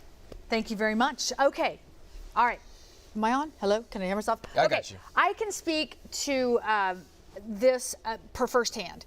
As a parent of 2 kids, I mean, when they were little, you would spend all this time and energy picking the perfect gift, doing all of this stuff, only to find out that it was the box that they wanted to play with. And Dave has a very clever thing that was happening. So this is the box that William's car seat came in. We bought my youngest a new car seat, and guess what? They really wanted to play with the box.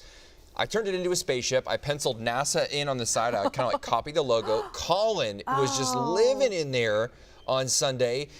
And you also know it's good when the boys start fighting over it. Oh. I want this insignificant thing. I want this thing. They wanted the paper towel roll that I had made into a telescope. Well, look at this. This is the porthole where you can look and see the stars, right. You know? I gave him a flashlight, and if you stick with the video here, you're going to see just dink. That's Colin awesome. was loving it. That's so cute. Here's the actual thing that it came in. Not so much a toy, but William got his car seat. Oh. He was using it as a recliner.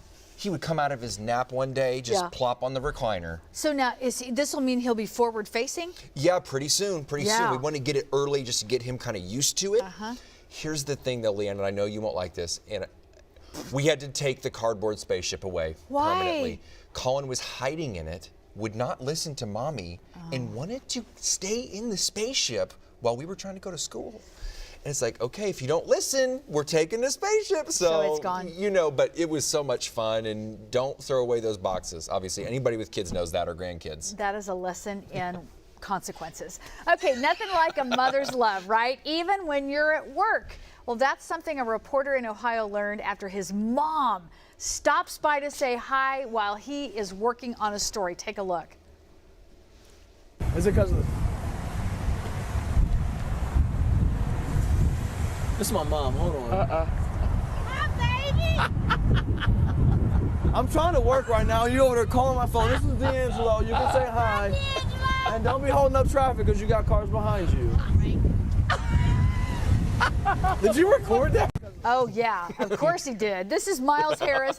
He's a reporter at the ABC affiliate in Columbus. And in the car, that was Mom Sandy. The lesson here is if your mom calls, pick up the phone. Otherwise, she might show up at your workplace. Hi, baby. This is D'Angelo. Hey, D'Angelo. You gotta love it. That's well done.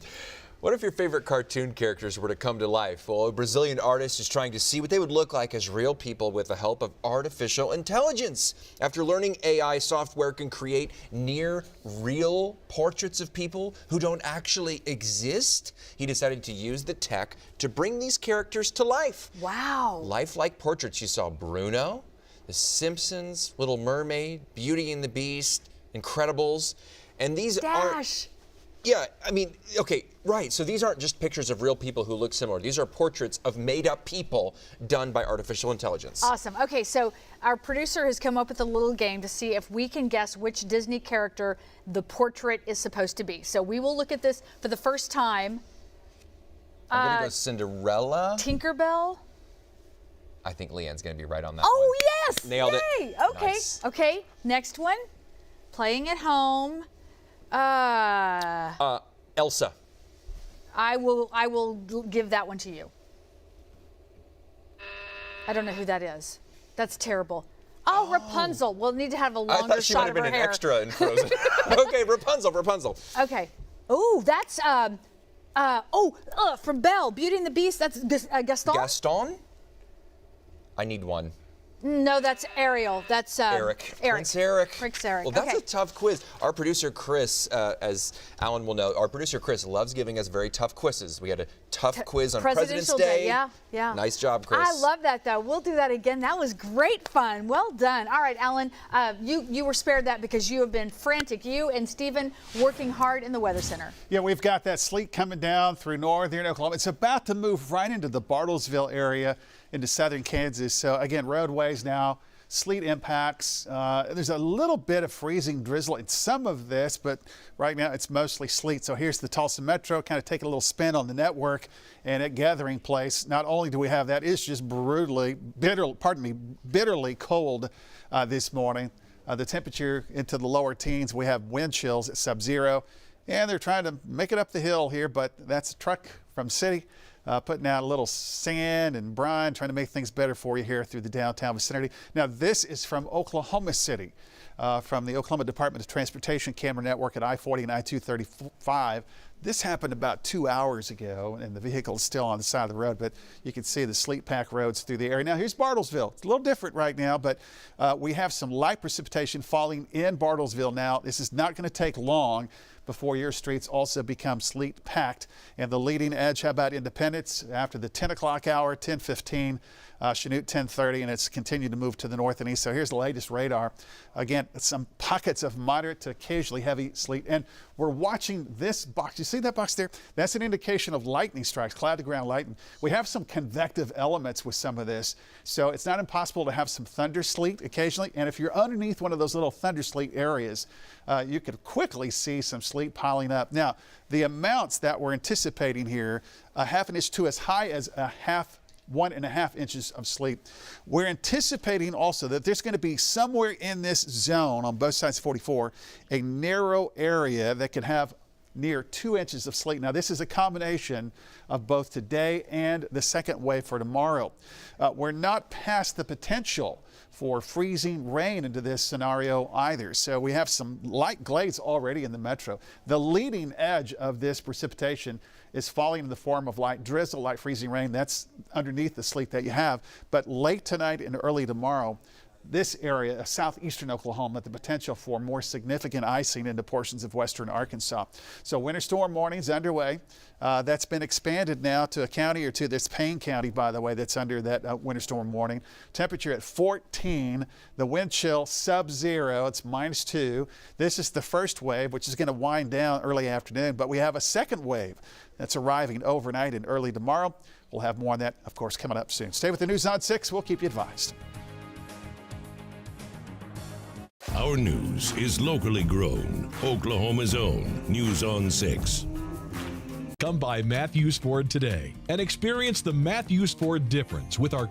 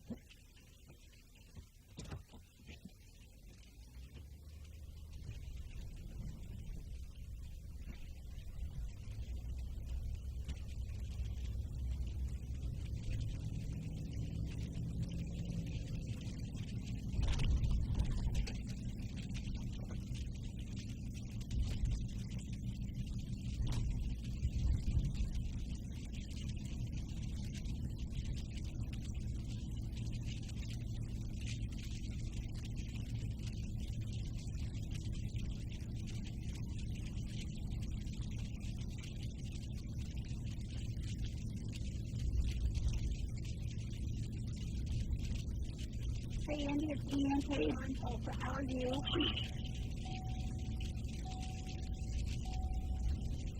Andy, can you hear me now? Yeah, go ahead. Hi, Andy, it's Ian in Tulsa.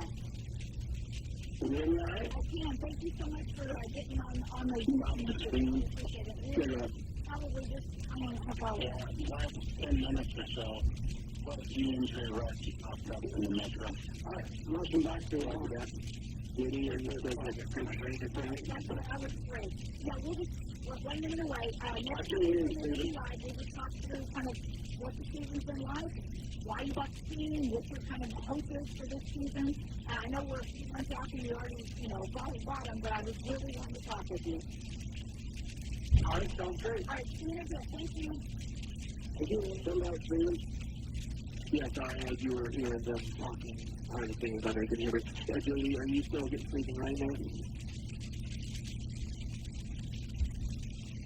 No, it's more like the sleep posted. Okay, roger that. Fine, yeah, then JD's around Henrietta, so if we need to get that on your calendar, we could probably send JD that way. I'm fine, still trying to decide if I want someone to get up to Tahlequah, which might be you, Bond. I'm going to take another peek real quick.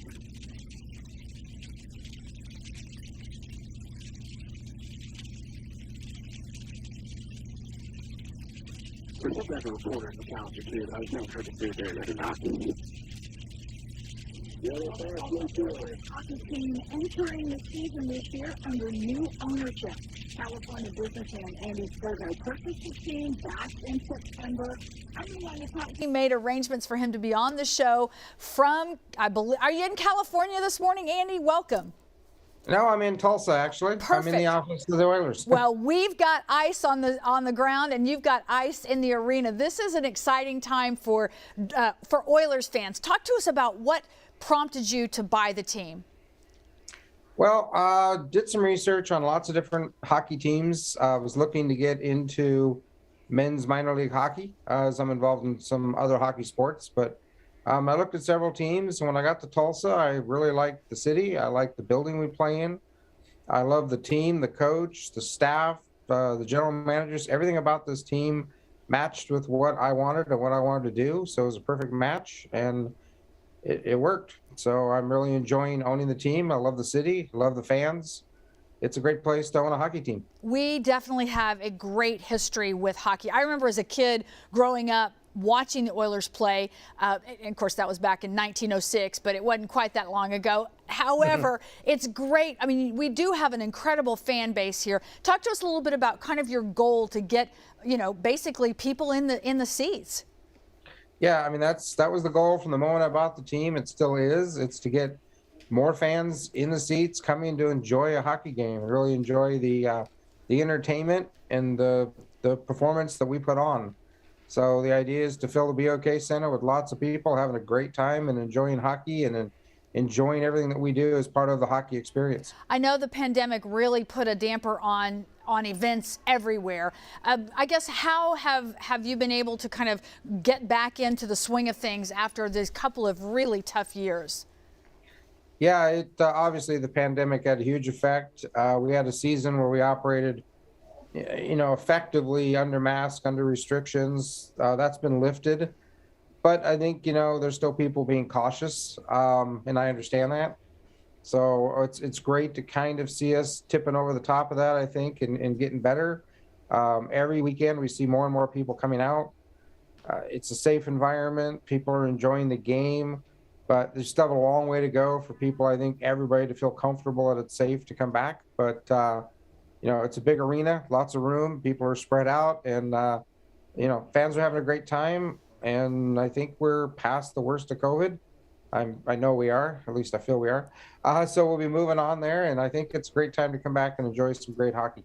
Do you guys see an increase in interest after the Olympics? I would suspect that as folks have been watching and being able to see it on that stage, to be able to come and watch it, here in Tulsa is a nice transition. Yeah, I think anytime you see sporting events and you see something you may not have seen before, so maybe on the Olympics you flip and you say, hey, look at that, there's ice hockey. What does that look like? You may say, gee, that looks like fun. Maybe I should try a game, right? So the Olympics do a nice job of showing sports fans maybe some sports that they're not used to watching and saying, gee, that may be fun, and maybe we'll go try it here too. So, I mean, we have a great hockey team in Tulsa. They play well. It looks, just the same way. It's the same game. It's a lot of fun to watch, and we make sure it's a great entertaining experience for the whole family. So it's a great family, and it's really not that expensive. It's an inexpensive way to come entertain your family and have a great family night together. Talk to us a little bit about the team itself. I know that we've struggled a little bit, especially on the road. What are you anticipating as we hit these especially this big 3-game weekend? Yeah, this weekend's a big one for us. We currently sit in 4th, and we're playing the 3rd place team 3 out of 3 nights. So it'll be a big one. Obviously, we win those, we'll be up in 3rd and moving our way up.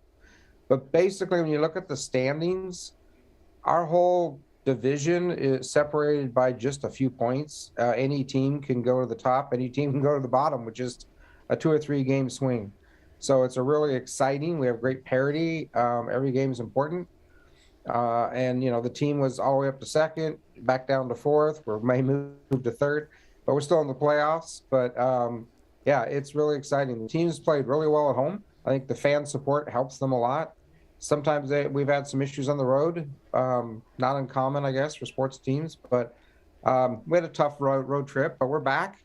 And I think we're going to have a great weekend with a lot of really good hockey and hopefully 3 wins out of 3. So we climb back up into at least third place. That'll be great. Hey, I'm so glad we finally got to visit, and I'm so proud of the fact that you chose Tulsa to purchase our team, and looking forward to what the remainder of the season looks like. Let me remind folks that this weekend, 7:05 on Friday night, 7:05 Saturday night, 4:05 Sunday afternoon. We'll put all the ticket information on our website at newson6.com. Andy, thanks so much. Great talking with you.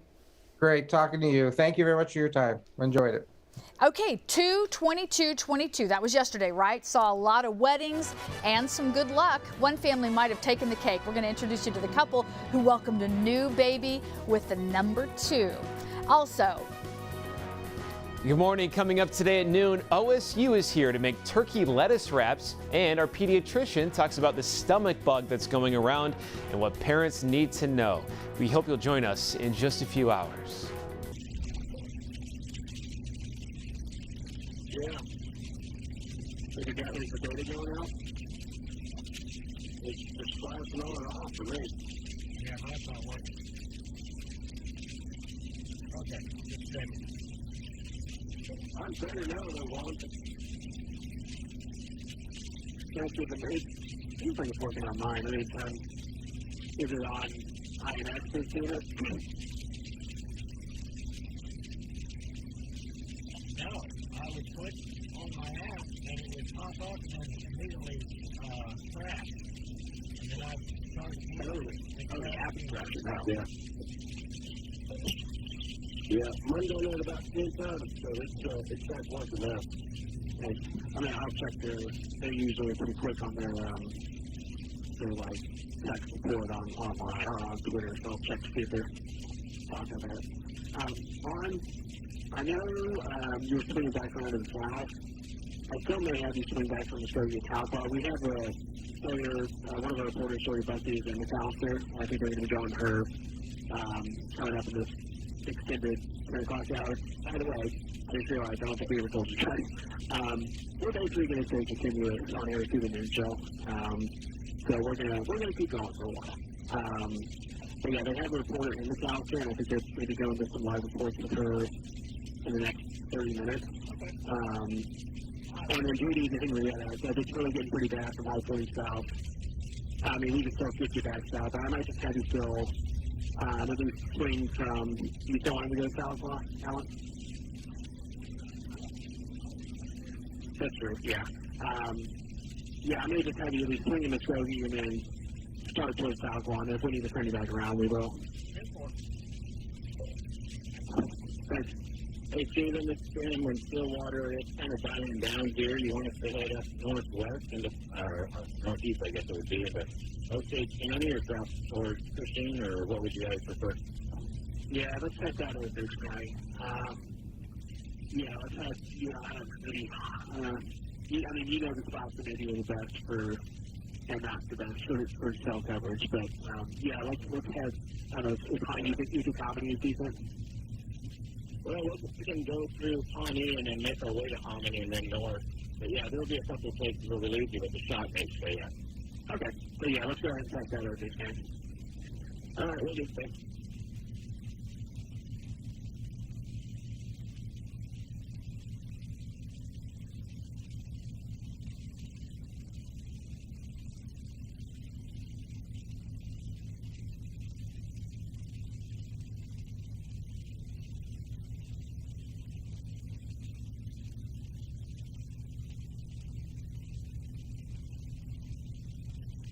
A lot of people were looking forward to yesterday, Tuesday, 2/22/22. One family, though, found the date gave them a lot to celebrate. The North Carolina couple welcoming a new baby on that date, and there were several more coincidences that might make 2 their new lucky number. There were cheers all across the room. I mean, nurses were all Hey, Bob, you're still count down, right? you were happy that he's born, and then I looked at him, and I was like, what time was Yeah, look at you guys. You know, wow. It probably wouldn't kill us. I mean, if you want to just keep going to Sequoyah and then go out to Weber's Falls and come back to us. So, it'll take you a little while to turn around anyway, so I'm fine with that. You want to get to Sequoyah and then go east. Wait in? No, that can't be right. I don't know how. 2/22/22. How much does this baby weigh? Okay, 20. Can't be that. 122 ounces?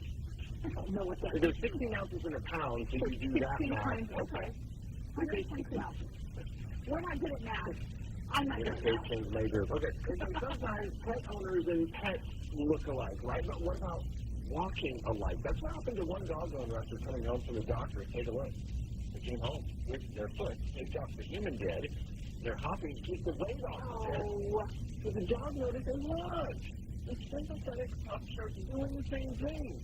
It's either the dog says, I can do it too, or just mocking them. Jury's out. It looks like this is a pretty smart dog, though, since it shut itself into the kennel and says, I'm done. All right, woman letting her dogs out got a bit of a surprise when she suddenly got a chilly shower. Hey, hey. How about Puppy? Puppy want to play in the snow? Oh my God. Mommy got a snow bath. All for you, dog. That's Constance, lives in Colorado, says they're used to the snow. She wasn't hurt, said it was happy for the video that the door, the Ring doorbell caught her on camera doing that. Mercy. Well, of course, we've had the radar on the left side of your screen there for a while. Let's get another check with Alan and Steven about the weather. Yeah, it's moving into far northern Oklahoma, southern Kansas, sleet-covered roadways, north winds at 20 to 30 miles per hour. There you go. Bartlesville took a little bit, but now the far northern areas into southern Kansas, sleet covering the ground here. Tulsa still coming down, starting to pile up even more. And there's the big look at the radar. So now into southern Kansas, extends all the way back into southern Oklahoma. Notice it's trying to thin out a little bit in southwestern Oklahoma. This is the first wave.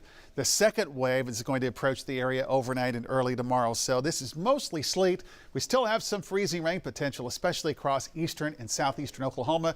We're going to be here through the morning hours to keep you up to date as this system continues to produce sleet, freezing rain across northern and eastern Oklahoma.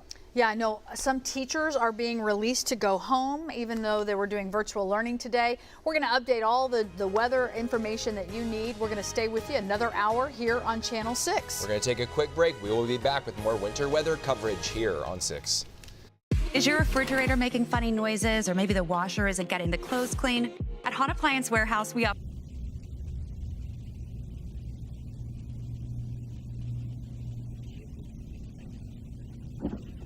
Hey, Stephen, Bob.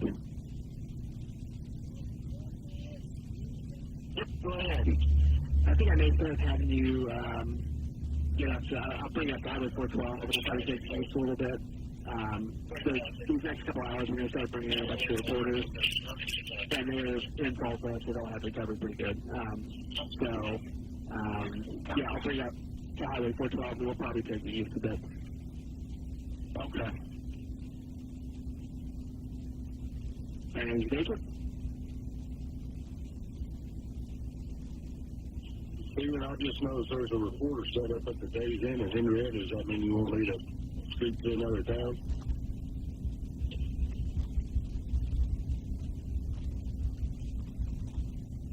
So you can head to Grady, Bo. Grady, Bo. Yeah, Grady, we do have reporting in Henrietta. Let me take a peek here. Let me continue almost any direction. Let me take a quick look real fast.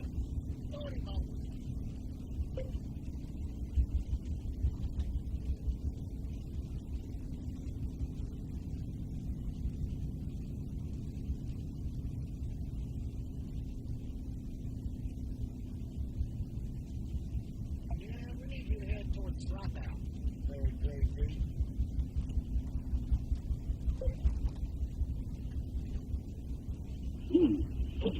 Cold up there.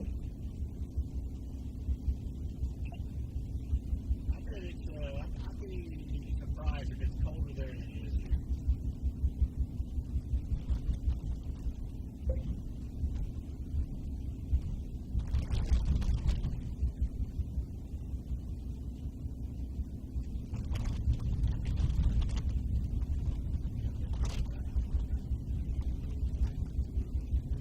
Later from that Cherokee 6. Well, we got -3.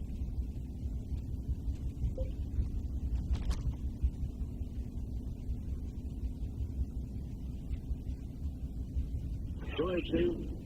Sorry, yeah, no, you're good. I started talking and I lost my train of thought.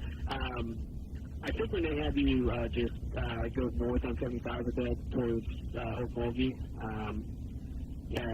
we're gonna, like I said, we got there's a reporter in Henrietta and then also a reporter in McAllister that I think we're gonna be hearing from in the next 30-45 minutes. So that'll be good for that. And we haven't really been to Okmulgee yet, so we'll just try that out.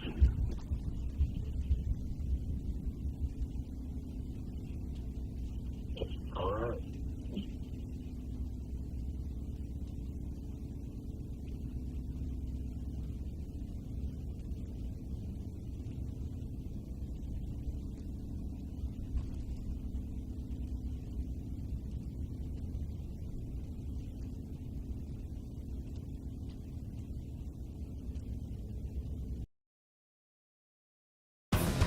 Oklahoma's own News on 6 starts now with winter weather. Our winter weather coverage continues here on News on 6. Sleet and freezing rain moving across our area right now, causing dangerous driving conditions. We have live team coverage for you this morning. Crews spread out across the area from Tulsa to Henrietta down to Muskogee. Thank you for being here. We're happy to join you for this extended edition of News on 6 at 9 a.m. I'm Leanne Taylor. I'm Dave Davis. Price is Right is on News on 6 right now, but Alan Crone, we'll start with him. Good morning. Yeah, good morning. Sleet-covered roadways across most of northern Oklahoma, the far northern areas into southern Kansas. This is just now starting to move into your region, but the winds out of the north, 20 to 30 miles per hour. We still have additional sleet that's falling this morning. And some spots, here's Bob Roloff. He is on 75 in the Glenpool area. Let's check in with Bob right now. Bob, give me a quick update. What's your travel conditions like on 75 in the southern part of Tulsa County? Hey, Alan, we're still getting sleet down here. We've had it in kind of waves. It get heavy for a little while and then kind of slack off. It's kind of slacked off at this time. Roads are pretty well covered and slick.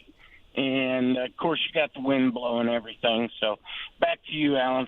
Appreciate it. Here's Vaughn Castor near the Okmulgee area. He's been back and forth from McAllister to Pittsburg County to McIntosh County, Muskogee. You can see on the roadway there, he's got a pretty good lane. And then Tim Crone in the Stillwater vicinity. Let's check in with Tim very quickly west of the Tulsa Metro. Tim, your conditions there in the Payne County vicinity. Compact sleet on all surfaces, Alan. You see the bare spot, that's where the plows have come through and spread some salt and sand mixture. But folks are getting around really well here. Just going slow, but making good progress as the day goes on. Alan, back to you. All right. J.D. McManus in a very tundra-looking Henrietta right now. Lots of sleet on the ground. I-40 area, Henrietta, strong winds. Here's the big radar that now is extending into southern Kansas, covering most, if not all, of central and eastern Oklahoma. This is the first wave. Now, this will kind of wind down a little bit after the lunch hour, but it's going to take a while to do that. And there's still a little bit of freezing rain mixed in with some of this across far southeastern Oklahoma. All right, so over the next 30 minutes to an hour, we'll have more on the timeline when this system starts to wind down and when the second wave will approach northern and eastern Oklahoma. Thank you very much. Well, we do have team coverage for you this morning as this winter storm moves through green country. We start this morning here in Tulsa. News on 6's Cal Day tells us what's going on downtown. Cal? That's right, Leanne, Dave, good morning. And boy, what a difference does about an hour make, because downtown Tulsa has been absolutely blanketed on streets and sidewalks. Take a look right now. This is a look over here at the Guthrie Green. You can see a lot of the sidewalks, a lot of the benches are starting to become overtaken by a lot of the sleet, and now a lot of the grassy area. Everything's starting to come over. The city of Tulsa has been out trying to fight or combat a lot of this stuff since about midnight. They've had crews out and about, and they said more crews even came in at 2 o'clock this morning. They're working 12-hour shifts to spread a lot of that mixture to help reduce a lot of this stuff from sticking, and that's that brine mixture. They've got 55 trucks out and more than 8,500 tons of that mixture to use. But right now we are just seeing some accumulation on the roads and starting to see them become a little bit slick, especially if you're going a little fast. The city of Tulsa is asking anybody to give their trucks plenty of room if you do see them out and about on any of the roads. Live in downtown Tulsa, Cal Day, Oklahoma's own News on 6. Cal, thank you. People are starting to see slick roads and wintry weather, of course, across green country. So let's check in with News on 6's Amy Slanchik. She joins us now, I believe, down in Henrietta. Amy, what are you seeing there? Hey, Leanne, that's right. We're in Henrietta, where we've been seeing sleet come down for a couple hours now. We actually left Tulsa around 7 this morning, and so started to see this sleet coming down around 7:30 as we went down 75, and you can kind of hear it tapping the hood of my jacket here. Let me show you what it looks like on the ground.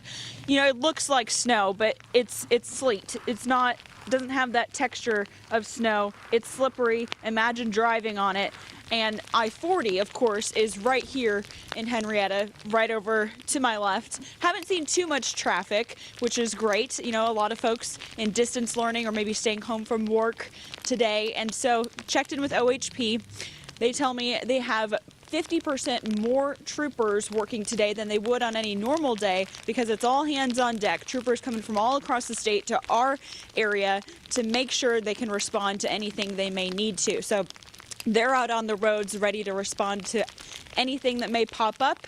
And for now, we're just waiting for this to slow down. So no idea when that'll happen, but we're ready for it already. Live in Henrietta, Amy Slanchik, Oklahoma Zone, News on 6. Sound effects were really impressive there, Amy. We definitely could hear those little pellets hitting your jacket. Stephen and Alan are both in the Weather Center this morning for us as we continue this winter weather coverage on this extended hour because this is when it's moving through. Let's check it out. Alan, what do we have out there now? This, as Amy reported, and as you can see here, sleet-covered roadways. Most, if not all, of northern and eastern Oklahoma. This is also, here's Oklahoma City. This is I-40 and I-235. This is the Oklahoma Department of Transportation camera in that location. You see traffic is slowing down here, sleet-covered roadways. Occasionally, you're going to find a car off on the side of the road. Here's 169 in the Tulsa area. Here's downtown, strong north winds. And Bartlesville, 20 minutes ago, roadways were pretty clear, and now that is not the case with the sleet. Now, the very leading edge of that is a little bit of drizzle that falls and freezes on contact, and then right behind it, it turns to sleet. Notice around Sulphur, Davis, Ardmore, Carter County, the Atoka area, is trying to thin out a little bit. So this is still going to be underway, a very large coverage across northern Oklahoma for the next couple of hours here, but by early afternoon, it should start to thin out a little bit. So Welch, Veneta, Adair, Pryor starting to move into your area. Tahlequah, you've got some as well, all the way back down into the McAllister area. Stephen Aarons, we have been looking at some of these totals here. Early this morning, we brought that top end up to 1.5 inches of sleet with this system because of what are called convective elements. And there could be a small narrow area that would be even higher than that. Wouldn't surprise me. Yeah, I mean, we may get some spots that approach 2 inches of sleet. This would be mostly today, but also keep in mind tomorrow. We're going to have a second round tomorrow morning that'll add on top of this. So this would be for total today and tomorrow. Approaching 1.5 inches of sleet in some spots, and like Alan said, not out of question, it could be near 2 inches of sleet. You see this red shading here, generally about I-44 corridor to about a county or so to the south, basically from about I-44 to near I-40 is where some of the heaviest sleet is falling. We've been having some thunder and lightning this morning. If you've seen some flashes of lightning, heard some thunder, you're not hearing things. There's a little bit of elevated instability, and it's almost like if we had maybe a little thunderstorm rolling through with some of this activity. That's not great. It's not always what we want to see when we have specifically sleet and freezing rain, because that means when that happens, that often means that there are some heavy totals of sleet and freezing rain to follow. What we're also watching closely is when freezing rain tries to take over in southeastern Oklahoma. So far this morning, it's been more sleet, which is good for roads, or excuse me, good for power lines, bad for roads. The sleet's bad for roads, but it doesn't stick to the power lines and cause power outages like freezing rain does. But we're still going to have a window late today, tonight, and tomorrow for more freezing rain to take over in southeastern Oklahoma. A quarter to a half an inch of freezing rain, ice accumulation is a possibility in, say, Pittsburg, Latimer, Flore County, Haskell County, and that would be causing some potential power concerns if we do see that change over to freezing rain, or kind of more majority freezing rain. Obviously, this is something you have to deal with if you have to be outside as well. 14 degrees, a wind chill of 2 below zero, with north winds gusting at 25 miles per hour. Just rough to be outside this morning. So again, our guys are watching the roads very closely. We're going to check back in with them here in a few minutes. There's Vaughn around Choctaw, sleet covered. JD around Henrietta, very slow going, sleet covered roads. Bob Roloff coming up from Glenpool into the south side of the Tulsa Metro, sleet covered roads. And Tim coming out of Stillwater. I mean, I think you might get the general picture here. Anywhere where the precip is falling, the roads go downhill really fast. More updates on the forecast and from our trackers here in a few minutes. Absolutely. Thank you very much, Stephen. And our winter weather coverage with this special extended hour will continue. Stay with us through this break. We will be right back after this.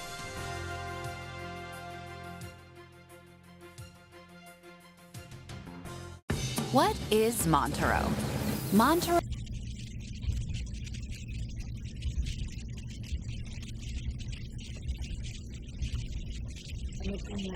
I have an appointment at 11. Yes, hey, Emery. Emery, something. 1, 2, and 1, 2, 3. Good. Okay. We'll be talking to you soon. Okay.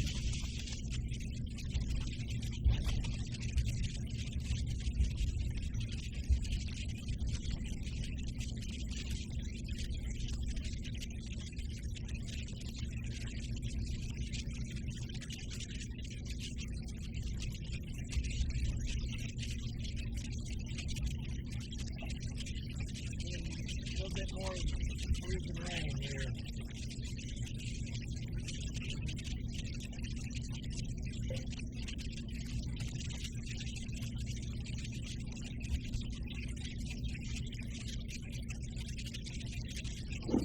Sorry, that's all we got. I'm seeing more freezing rain now, so it's going on. All right, good enough.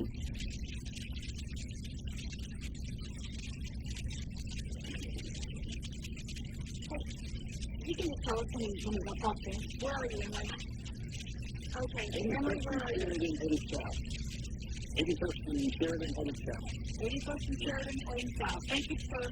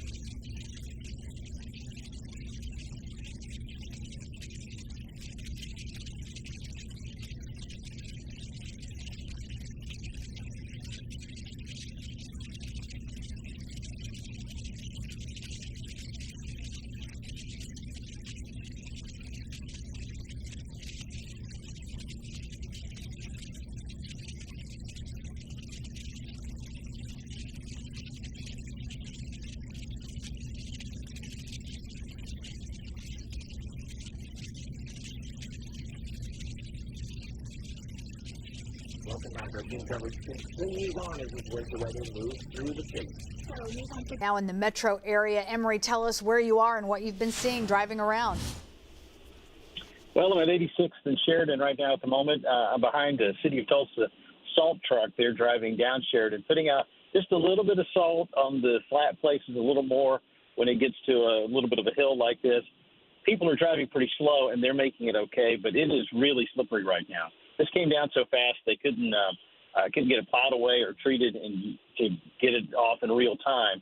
And you can see this car here is probably moving about 15 miles an hour. I'm driving 20 going this way. Big trucks like this one are doing fine, but when you start off from an intersection, you'll be slipping. When you try to stop at an intersection, you'll slide just a little bit if you're not careful. So take it really slow. It's okay right now. This is kind of gritty. And you can see a lot of people out. There's the mail truck right there, and they're making it okay. But it's tougher on hills, tougher at intersections, starting off and stopping. Guys, back to you.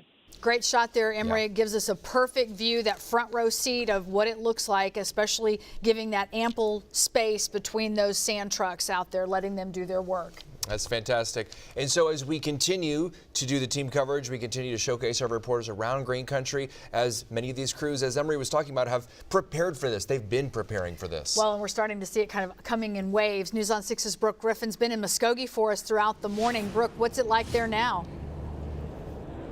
Well, from the time I got here around 3:30 or so this morning, 3 o'clock this morning, to now, it has completely taken a 180. Take a look at the roads here. Now, this is Military Boulevard and North 32nd Street, right near the big Quick Trip with the truck stop, the Starbucks, everything, if you're familiar with this area.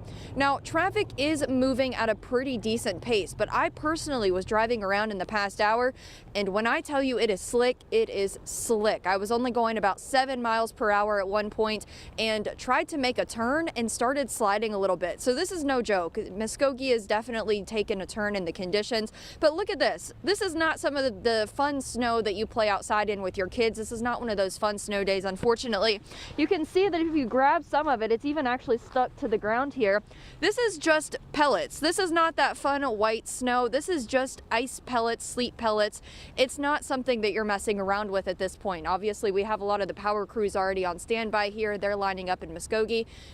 Stay home if you can. I know we say that all the time. Everybody says that all the time, but it's very, very slick out in this area of Muskogee. And live in Muskogee, Brooke Griffin, Oklahoma Zone News on 6. Great information as always, Brooke. Of course, Brooke was there when those trucks were rolling out at about 8 o'clock. And of course, that sleet and freezing rain. This is what we're seeing and what we were expecting. Absolutely. Do you want to take a live look out of Oklahoma City, the trackers down there? Yeah, so Alan, we'll bring you in here. I think you said something earlier about or Stephen did, about freezing rain versus the sleet and when it comes down on the wires. Yeah, power lines. That's my worry, is that we get those power lines heavy with ice. Yeah, so far this is mostly sleet, but we do have a little bit of freezing rain on top of that. We're not out of the window, especially our neighbors in southeastern Oklahoma, not out of the window for icing issues to develop across far eastern and southern Oklahoma, especially later this evening and early tomorrow with that second wave. So right now it's mostly sleet, but as sleet, you get sleet on the roadways and it can go a long way to cause some problems pretty quickly here. So here's Bartlesville, Tulsa. We'll take a look all through northern and eastern Oklahoma as far as we can show you here. Sleet-packed roadways. Here's a quick update on the forecast. Temperatures are not going to go anywhere through the day, but interestingly, later tonight, it'll start to slowly come up a little bit. So when you see our high of the day, we've got 20. That'll happen at about midnight tonight. And then right after that, it'll come up to about 21 to 22 tomorrow morning. Daytime high tomorrow, mid to upper 20s. So a likely category through the lunch hour. Around the 1, 2, and 3 o'clock hour, it starts to thin a little bit. Doesn't totally go away, but it thins out. And then this first wave moves out, and the second wave moves in later tonight through early tomorrow morning with some additional precipitation on top of what we already have. So here's the radar that's now extending the sleet mixture all the way into Independence and Coffeyville, Miami, Fairland, Jay Grove, Pryor, Choctaw, areas to the south. So we're going to show you something here that's pretty interesting. So again, this is the back edge of the first wave. And you can see this is shower activity, sleet. There's a little bit of freezing rain mixed in with some of this. Stephen, can you take the reflectivity off? Just put on something. Just take the reflectivity off, and I will show you this. We've taken these lightning strikes and made them pretty big so you can see it. We've just had some thunder, some sleet and thunder around the McAllister area. There's a little bit near Bing and Ada and Pontotoc County, also near Pauls Valley. So why is that such a big deal? Because when you have these little sleet cells, you can quickly pick up a pretty heavy burst of precipitation. So we've already had reports of about a ½ inch to near an inch of sleet, and underneath these convective cells, it could come up pretty quickly even higher.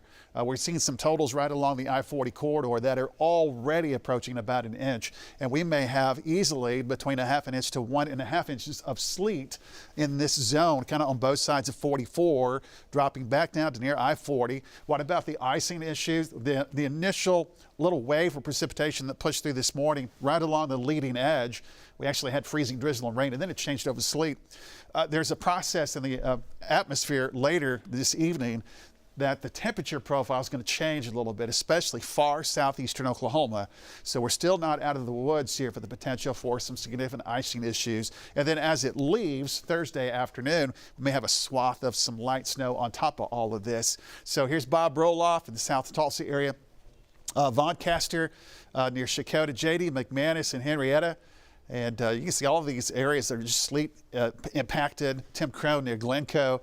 The temperature right now is at 14. The wind chill is sub-zero.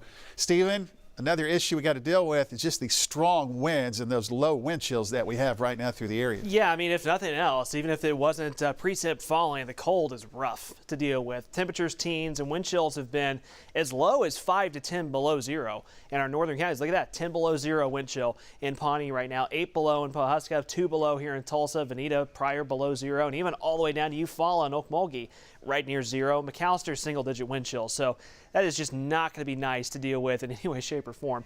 Through the mid to late morning hours through early afternoon, Alan highlighted this, that's kind of the main first wave. And then we will see this taper off pretty notably from southwest to northeast during the afternoon, still lingering southeastern Oklahoma. And again, this could be more freezing rain mixing in south later. Temperatures later today not going anywhere, still in the low 20s. And then from late afternoon, mid-late afternoon into tonight, a drier period, which will help things out quite a bit. But then early tomorrow morning, the second round moves back in. May not be as heavy as what we have this morning, but more moderate bursts of sleet north and then freezing rain south. And then during the day tomorrow, there may be a little bit of snow mixing in our northern counties. So there will be a chance for some light snow accumulation north of Tulsa, but unfortunately, this is going to be primarily a sleet event in northeastern Oklahoma and even parts of southeastern Oklahoma. And as far as the cold goes, that sticks with us. So by late tomorrow afternoon, the precipitation from the second wave is winding down. That'll be pretty much it. But still cold Friday, maybe a slight chance for light precip on Saturday. It'll take us till later in the weekend to really warm back up. Thank you, Stephen. Well, we've watched these conditions worsen on highways and interstates throughout the morning. Yep, ODOT and Turnpike crews have been working tirelessly to treat these roads. So joining us now on the phone is spokesperson for both agencies, TJ Gerlach. And TJ, tell us how your ODOT crews are doing on the state highways and how your Turnpike crews are doing on our state turnpikes. Well, as you can probably see outside your windows and on your cameras, it's getting pretty hazardous out there. We have our ODOT trucks out treating the highways, and the Turnpike has their plows out as well. TJ, how early did you all get acclimated to start this preparation for today? I know we didn't have really the rain per se, but it certainly has been coming down in this wintry precip over the last couple of hours. We've had our crews on the route since about 5 o'clock this morning, and they were, monitoring conditions until it started precipitating, and then they started treating and plowing as necessary. What kinds of materials are they using? We use a salt and sand mixture on the roads. And why is the salt and sand better than just putting salt on a turnpike, for example? For the most part, the sand provides a little extra traction, and the salt helps lower that freezing point so that we can get a little bit of melt going on as well. Are there any particular areas of concern? Specifically, I know we've often talk about elevated surfaces, bridges and overpasses. For those folks who said, hey, I got to get to Oklahoma City, or I need to run up to Miami for something, what are those turnpikes looking like? The turnpikes are, they're having the sleet conditions as well, but the turnpike crews are actively plowing as we speak. And just as usual, take your time and drive to the conditions. Yeah, I was going to say, we were mentioning the Turnpike, and you're speaking for Oklahoma Turnpike Authority as well. Tell us about those toll booths and those places where you have to stop, and just kind of the extra caution that people need to take if they have to stop to pay a toll. Correct. If you do need to stop somewhere, give yourself plenty of stopping distance. Be gentle on the brakes, and if you feel that ABS start going, then you're supposed to keep your foot on the brake when the ABS goes off. That's so hard just to do. Take your time stopping. Yep. Just take your time stopping and be gentle on the throttle when you start going again. TJ, we appreciate your time this morning. Thanks to ODOT and the Turnpike Authority for the work that they're doing for the motorists out there that do have to be out on the roadways. We always caution folks, if you can stay in, that's advisable. Certainly, if you do have to be out, pack all those necessities, the things that if by some chance you were to get stranded, that you could be able to charge your cell phone or get some snacks and water or blankets, the things that you're going to need if you were going to have to be there for a while. Absolutely. Well, let's take a commercial break, and we will have more winter weather coverage coming up after this. Tulsa's only full-time news helicopter, Osage Sky News 6. Is your furnace struggling to keep up with the cold temperatures? Airco Service will come to your home and diagnose what's wrong with your system the same day you call us. So if you want to avoid being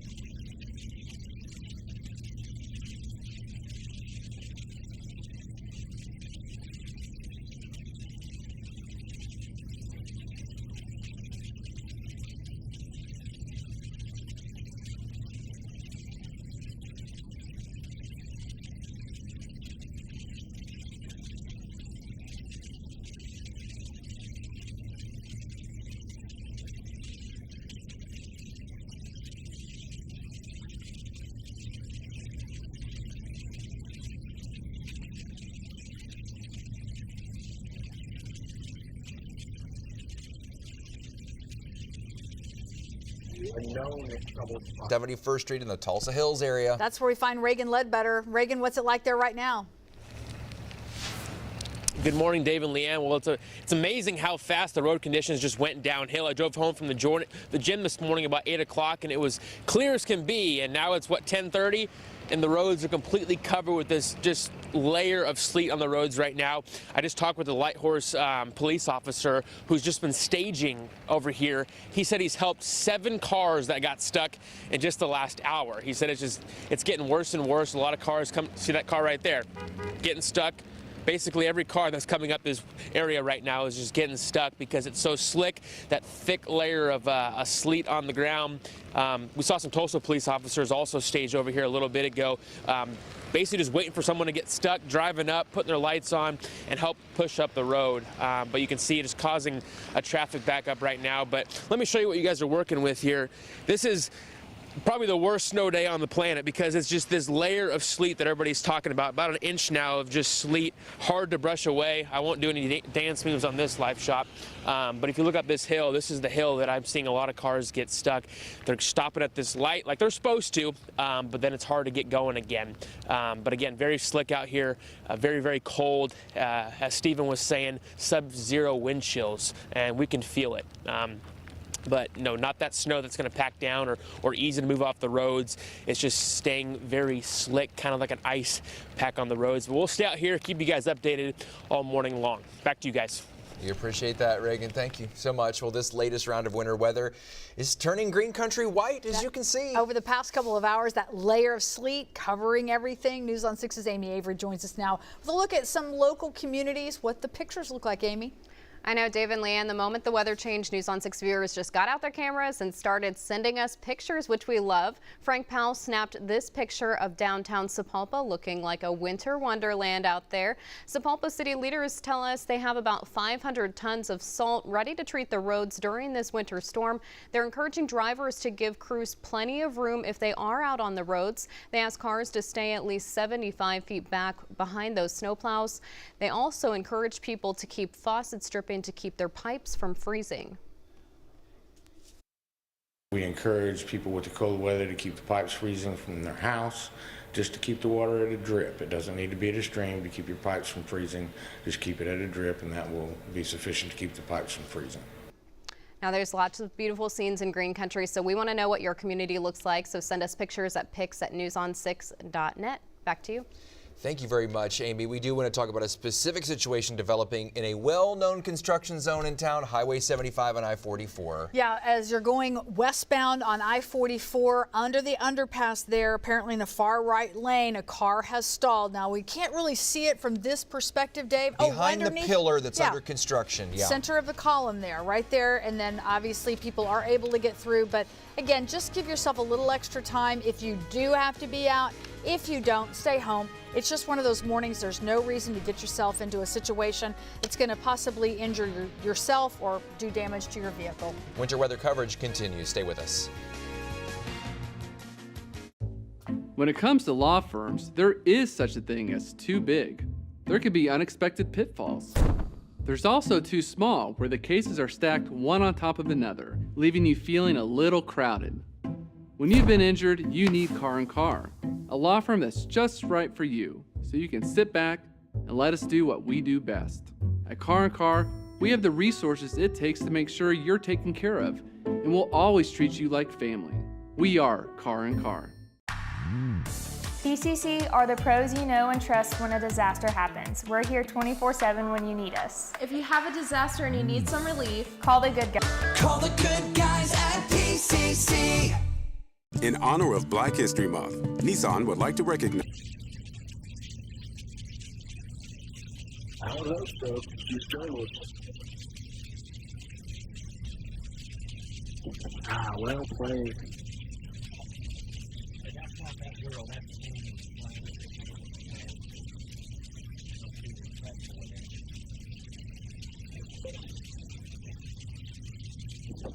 Amy is wonderful. I agree. That's how they do it up north. That girl. Yeah, so just a bad girl. I was wrong. That girl, I was wrong about that. Yeah, she's got 3 letters in her name, just like Vaughn. Just like Vaughn, 3 letters in her name. Wait a minute, Dad.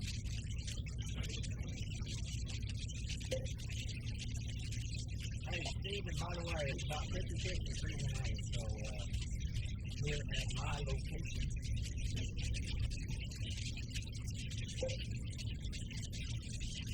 Roger that. Your current location? Yes, my current location, not my map.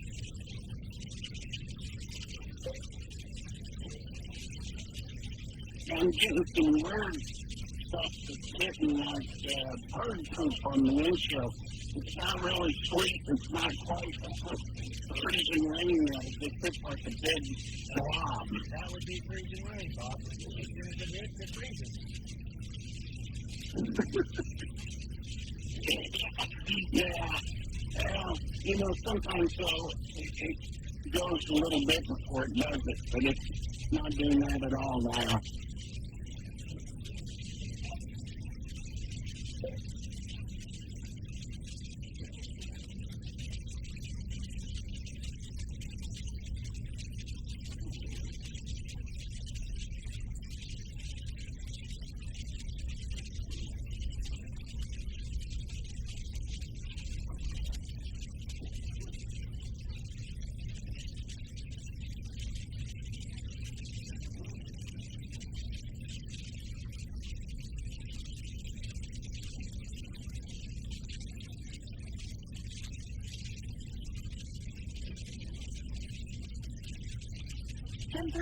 Here on your Wednesday morning, They're moving through green country. We'll check in with our news crews in a moment all over the state, but first we want to get an update from Alan Crone, Stephen Nairns, both in the Bob Mills Weather Center, but let's start off with Alan. Good morning. Yeah, good morning. We're right in the middle of the first wave. It'll stick around for the next couple of hours, slowly thin out later this afternoon. Second wave overnight early tomorrow, and we'll move through the area. Some significant amounts of sleet. Now, sleet again, on the roadway is never a good combination.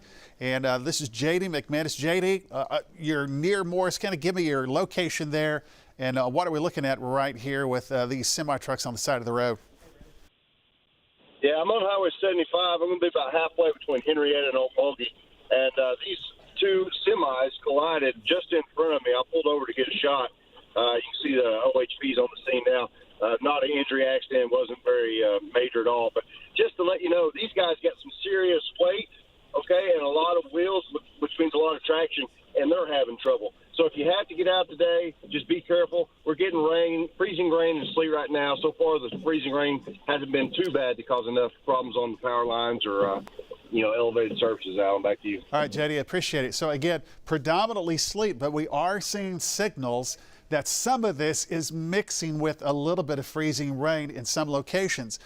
So again, the predominant type sleet, but freezing rain in some locations. Here's Bob Roloff in Broken Arrow, Von Castor in the Warner area, Tim Crone in Pawnee, and again, almost all of the area now starting to have that sleet-covered roadway. I'm going to take you to the south on the radar. So here's Tulsa and Claremore and Muskogee. The reason I'm going to show you south is because we're seeing some instability now kind of redeveloping. This happened early this morning, and now we're seeing it in the last 15 to 20 minutes. Along I-40 on both sides, you see those lightning flashes. That's an indication of obviously lightning thunder, but underneath those cells, you can really pick up the sleet rate very quickly. And this could dump about a ½ inch of sleet in a location that already has about a ½ inch of sleet on the ground. So this is going to continue to add up through the area. The far northern areas, it's now into southern Kansas, Independence, Chautauqua, the Welch, Miami, Fairland area, Veneta back to Adair, and then from Stillwater to the west, you kind of see a little bit of thinning process here near I-35, but basically this is all staying put right now for the next couple of hours. We're going to stay in the teens. We're not going to have a lot of temperature movement until later this evening. And then we have the second wave that moves into the area. We're still not out of the woods for our friends and neighbors in southern Oklahoma to have some icing issues. So we'll have more on this forecast, this system as it pushes through in just a couple of minutes. Sounds good, Alan. Thank you. News on 6's Mallory Thomas has been out for us all morning long. Yeah, she's in downtown Tulsa with an update on how the ODOT crews have been treating the roads. Mallory? Hi, Dave and Leanne. Well, the ice forming on bridges and overpasses, it's been keeping crews very busy this morning. ODOT says that they have crews. The biggest concern for their crews with this storm is going to be black ice that's underneath the top layer of sleet.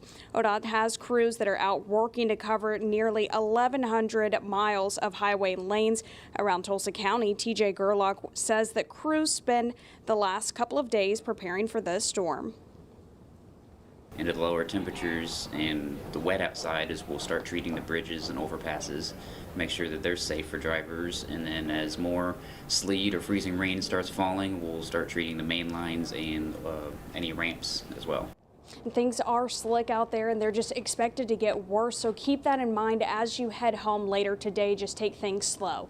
Live in downtown Tulsa, Mallory Thomas, Oklahoma's Own News on 6. Thank you, Mallory. We continue our live team coverage. Road crews across Green Country getting their crews out and taking care of the roads today. All the preparation in place for this moment. News on 6's Brooke Griffin live for us in Muskogee. There have been a lot of action, a lot of stuff going on down there, Brooke.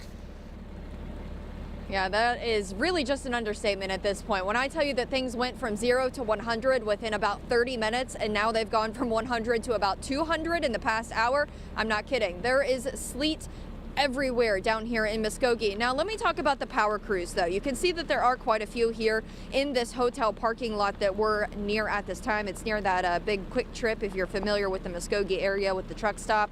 Now these power crews have been stationed here since yesterday. I did just speak with OG&E and they said that they have about 3,000 different crews spread out across Green Country, but more than 500 of them are just here in Muskogee alone.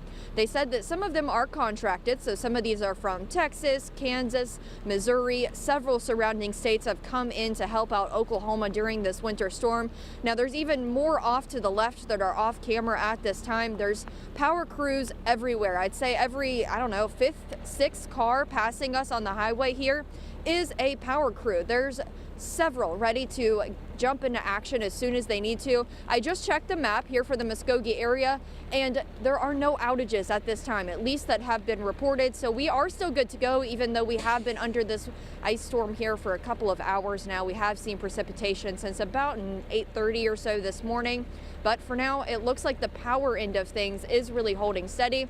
We will get an update as soon as we can if that changes. Live in Muskogee, Brooke Griffin, Oklahoma's Own News on 6. Brooke, thank you so much all morning long. Well, you know, people are starting to see those slick roads as we're talking about in the wintry weather almost anywhere you look around this area. News on 6's Amy Slanchik is down in Henrietta. And Amy, I know you left the station at 7 this morning. You told us earlier. And what's it been like down there since you've been in Henrietta?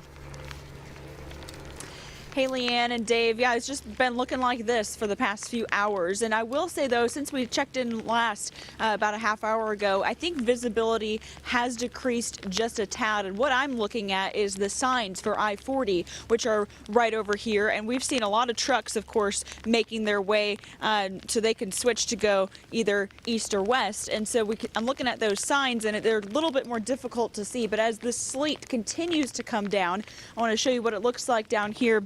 I have no ruler with me, but I would estimate that this is about 1/4 of an inch accumulating here on the ground. So it just keeps adding up. It looks like snow, but it's not. It's got that sand feeling it's kind of gritty. So it's all that sleet just continuing to accumulate here in Henrietta.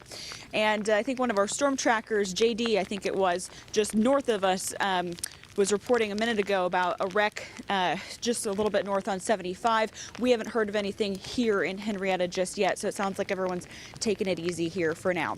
Live in Henrietta, Amy Slanchik, Oklahoma's Own, News on 6. Thank you, Amy. Let's keep moving even further south now to check on the sleet situation. That's where we find News on 6's Sawyer Bussey. She's down in McAllister. Sawyer, what are you seeing there?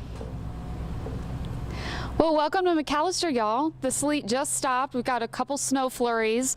On the way into town, though, these were some rough roads. It is very hard to gain traction. There were cars sliding all over the place. And this is something you really have to be careful about because you get kind of confident when you see the snow in Oklahoma. And it's not just snow. It's sleet. It's icy. You can see some trucks and cars on the highway over here. And the cars that are cruising are actually going over tracks that were already laid. So if you're hitting a fresh patch of snow or sleet, you're going to have some problems. And right around the corner from us is a big old hill that goes straight up to some neighborhoods. And that's where we're seeing some cars start to slip. We even saw a truck that very obviously had four-wheel drive start to slide down. They had to gain more traction and go back up. This is a hill that we were at during the last ice storm, and we saw some issues over here as well. So if you're out on the roads, if you have to be, please be safe, please be weather aware. And also if you see snow trucks out, please give them a honk, say thank you. Those guys and girls have been out for hours and will be tirelessly working through this storm to try and make these roads as safe as possible. Sawyer Bussey, Oklahoma's Own, News on 6. Sawyer, thank you very much. 10:42, Stephen Narins is with Alan Cronin at the Bob Mills Weather Center, keeping an eye on what's going on. And, Sawyer's right. The road crews, right now they're working in overdrive to try and help clear these roads as much as they can. We've seen it these last few hours, sleet, it just piles up really quick with temperatures in the teens. There's no, melting going on when it hits the ground. It's just freezing on contact. So Bartlesville, you were kind of a little bit later to pick up the sleet compared to areas further south, but it has definitely been piling up there. Here's downtown Tulsa. This is the northeast corner of the IDL, I-244 there. Slow going. You see the sleet on the ground there at One Oak Field as well. BA Expressway 169, I think you could tell that folks are not taking it at the normal speed. Obviously, you got to use a lot of caution. You know the drill. Be smart. But the sleet, at times can be kind of compact down enough that it'll give you some traction, but it's not going to be that way everywhere. Some areas, that sleet pack is really tough to gain traction on, so be careful with that. Highway 169 out of South Tulsa, same story. And you can see we've got precip almost everywhere. Now notice, right around McAllister, Sawyer kind of alluded to this, right around McAllister to Wilburton, we've seen a steadier precip start to taper off just a little bit. That will be the gradual trend from southwest to northeast. We'll see that tapering off through the afternoon. So McAllister, that's just lifted to your north, but there's still some pockets of moderate precip moving back in. And Alan mentioned this a few minutes ago. We're seeing some lightning showing up with this. We've seen that off and on this morning. We've taken off the radar just real quick so you can see kind of these lightning flashes roll through here. This is what we'll be looking at if we were talking maybe thunderstorms or some elevated instability. And when we see that, you know, it's one thing when it's snow, because that means if we had thunder snow, that'd be big snow totals, but that's not what we have. We have sleet and freezing rain. So when we see thunder and lightning with sleet and freezing rain, that means even more enhanced pockets of accumulation that can add up pretty quickly. So there's still going to be some bursts to that. Even McAllister, Wilburton, Tallahena, where it's tapered off a little bit, there's still more to come. And then still steady precip, moderate to occasionally heavy. Eufaula, Shakota, Warner, Webbers Falls, and JD and Vaughn, you know, closer to I-40 have been saying that there's a little bit more freezing rain mixing in with this. That's what we got to watch carefully. And even Bob up from Broken Arrow approaching the east side of Tulsa has been mentioning a little more freezing rain mixing in as well. Tim's up near Pawnee, and you've seen it from all the shots here. Pretty much all of us are dealing with pretty rough conditions and visibility as well. Amy alluded to this down around Henrietta, down towards McAllister, where that heaviest precip is falling, visibility falling below 1 mile. So if you happen to be out on a road, one of those main roads, that's going to cause additional issues on top of the sleet and the traction and the bitter cold. So all that to be said, obviously kind of rough travel conditions pretty much area wide at this point. So you got to be really, really careful with that. Hour by hour forecast, not great for a warm up. We're going to be stuck in the teens, it looks like, all day today with gusty north winds. And that main round starts to taper off this afternoon, main round 1. And then we get kind of a break late today before the second round develops. Tomorrow we'll have continuing updates on this coming up. Much. We appreciate your help there. Now we're going to take a break and we'll be with you. We're going to continue our coverage for the next few hours. We want to just take a break now. You can see there we've got teams all over making sure that we show you what's happening out there. If you haven't already, download that News on 6 weather app. We'll be right back. Let's get started. Bill, where's your mask? I really tried sleeping with it, everybody. Now I sleep with Inspire. Inspire? No mask? Mm-hmm.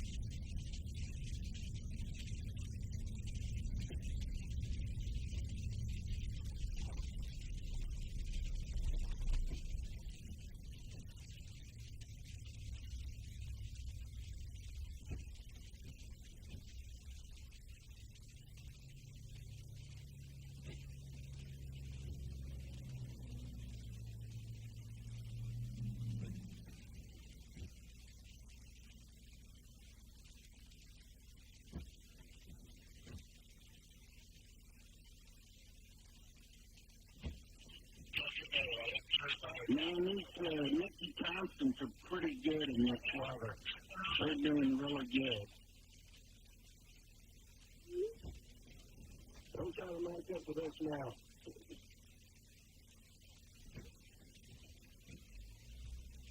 We're in the doghouse. Oh, that's something new.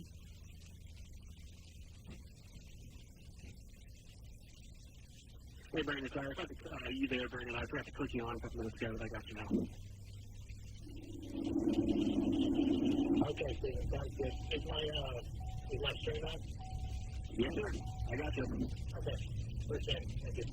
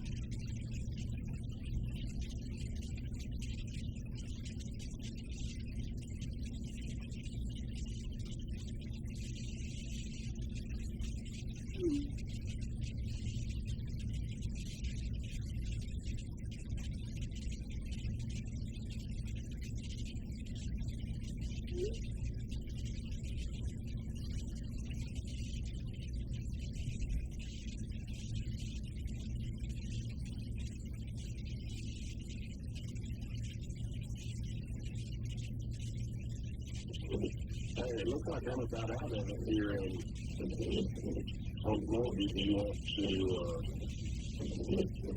to Yeah, okay, bye. Let me take a look.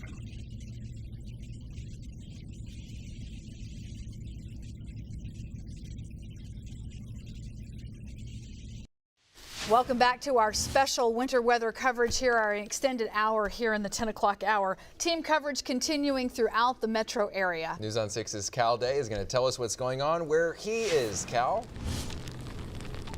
Well, Dave, Leanne, we're at the intersection of 61st and Sheridan, being pelted by sleet here. Breaking news. But if you take a look, you can see a lot of sleet-packed roads here right now. We've seen a couple people have some trouble making up the road. And if you pan up, this sign that's been knocked down, that just happened a few minutes ago. Somebody was trying to turn and just ran right over this road sign, and so it's down on the ground here. Conditions are slick, especially if you don't get a lot of momentum. Of course, this is a four-way stop, four-way intersection, so you do have to stop, wait for the green light, and get momentum again. So if you don't have great tires or a lot of tread on your tires, it's a little tough right now. Up the hill, we've seen one person have to turn around because they wouldn't make it up. We've also seen it further south as well. So everything a little treacherous, hard to get around, especially at this area here in Midtown. Live in Tulsa, Cal Day, Oklahoma's Own, is on 6. Thank you, Cal. Our team coverage continues as this winter weather continues, and we're following that on the left hand of your screen at all times. News on 6's Emery Bryan is out driving around for us this morning. Gave us a great front seat view earlier. Emery, tell us where you are at this point. Well, I thought I'd give you a front seat view from 61st and Sheridan near where Cal is.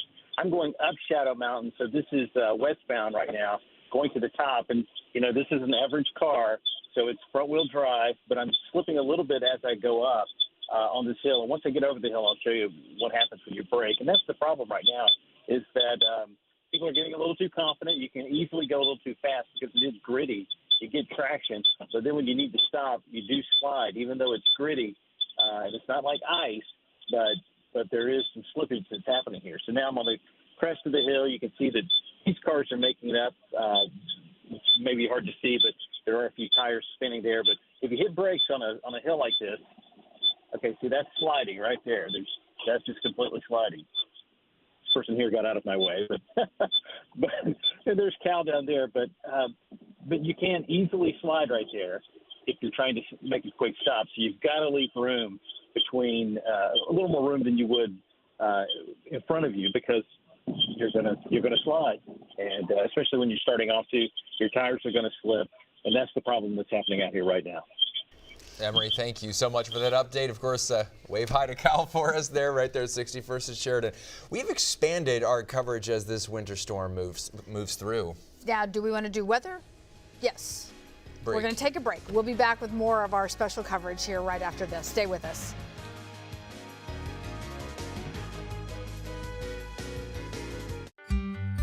Here's today's Oklahoma.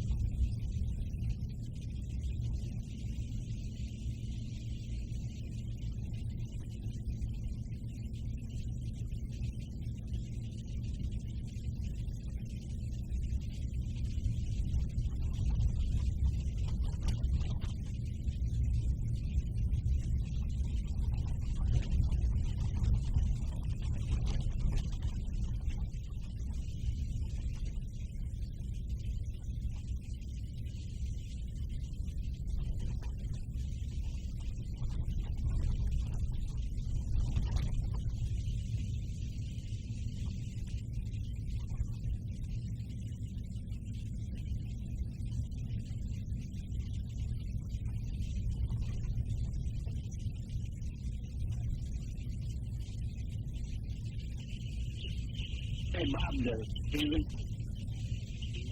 Yeah, about that. Yeah, I'm on East Tulsa. I couldn't quite catch it, but they got something over towards the Tulsa involving the semi-truck that they got fire and EMS moved. I can't tell if it's on the turn or where it was. I was breaking out. Roger that. I think it is on the Turner map. So I want to call me a few minutes ago to ask if I had anyone out there. I think that's what he was talking about. He said it's not on the Turner or I don't know, between the Fulton Bristol somewhere. Yeah, that might be it. It was breaking up, but it may have been a jackknife semi, and they got fire and EMS noise. So.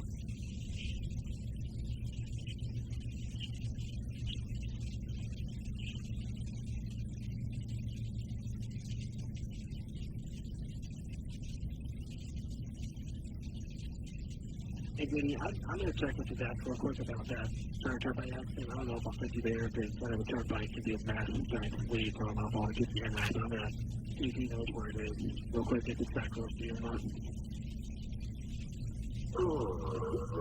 Almost 11 o'clock here on your Wednesday morning in our special extended version of 6 in the morning. Let's check in with Alan. He's got one final check for this particular hour.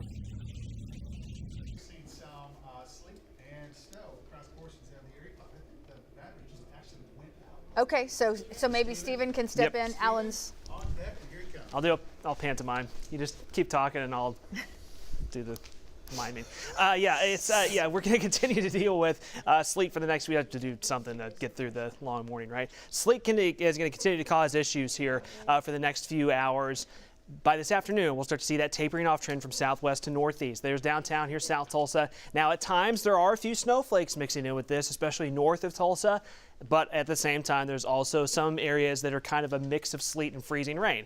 And as we've been talking about, the sleet is worse for roads, but better for, accumulation on power lines and trees. Sleet doesn't accumulate on those. But when we get freezing rain, that's when we talk about accumulation on elevated surfaces, power lines, trees. So that's what we watch for closely. There's Bob Roloff going from Broken Arrow. That's where he was in Broken Arrow, now on the east side of Tulsa, headed east. Von Caster's been from Warner to Weber's Falls. I mean, you get the picture here pretty much everywhere we go as Tim Crone travels from Pawnee up into Osage County.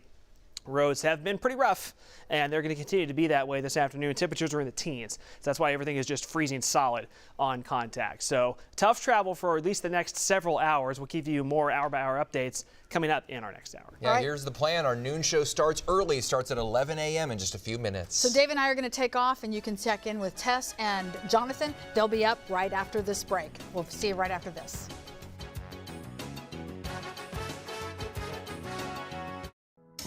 If we weren't proud of the craftsmanship and level of detail that go into every pair of Warby Parker glasses, well, we probably wouldn't show you how they're made, including this part, which is our favorite. Wow. And this is also great. Each pair comes standard with lenses that are scratch resistant, anti-reflective, and UV protective. Try 5 pairs for free at warbyparker.com. I'm Blair Harp, and this is a sign that you may have a plumbing problem. This is a pretty good sign that you're having an electrical problem. And finally, this is a sure sign that your heating system is already a problem or will be soon. Lucky for you, this sign means if it's broken, it's about to get fixed quickly in the most professional, cost-effective way possible, guaranteed. So if you're having warning signs with your electrical, plumbing, heating, and cooling, Harp is your sign of relief. Harp on, job done. Is your refrigerator making funny noises, or maybe the washer isn't getting the clothes clean? At Hahn Appliance Warehouse, we offer 18-month no-interest financing, our low price guarantee, free delivery, and free haul away. Hahn Appliance Warehouse, online or in stores, put us to the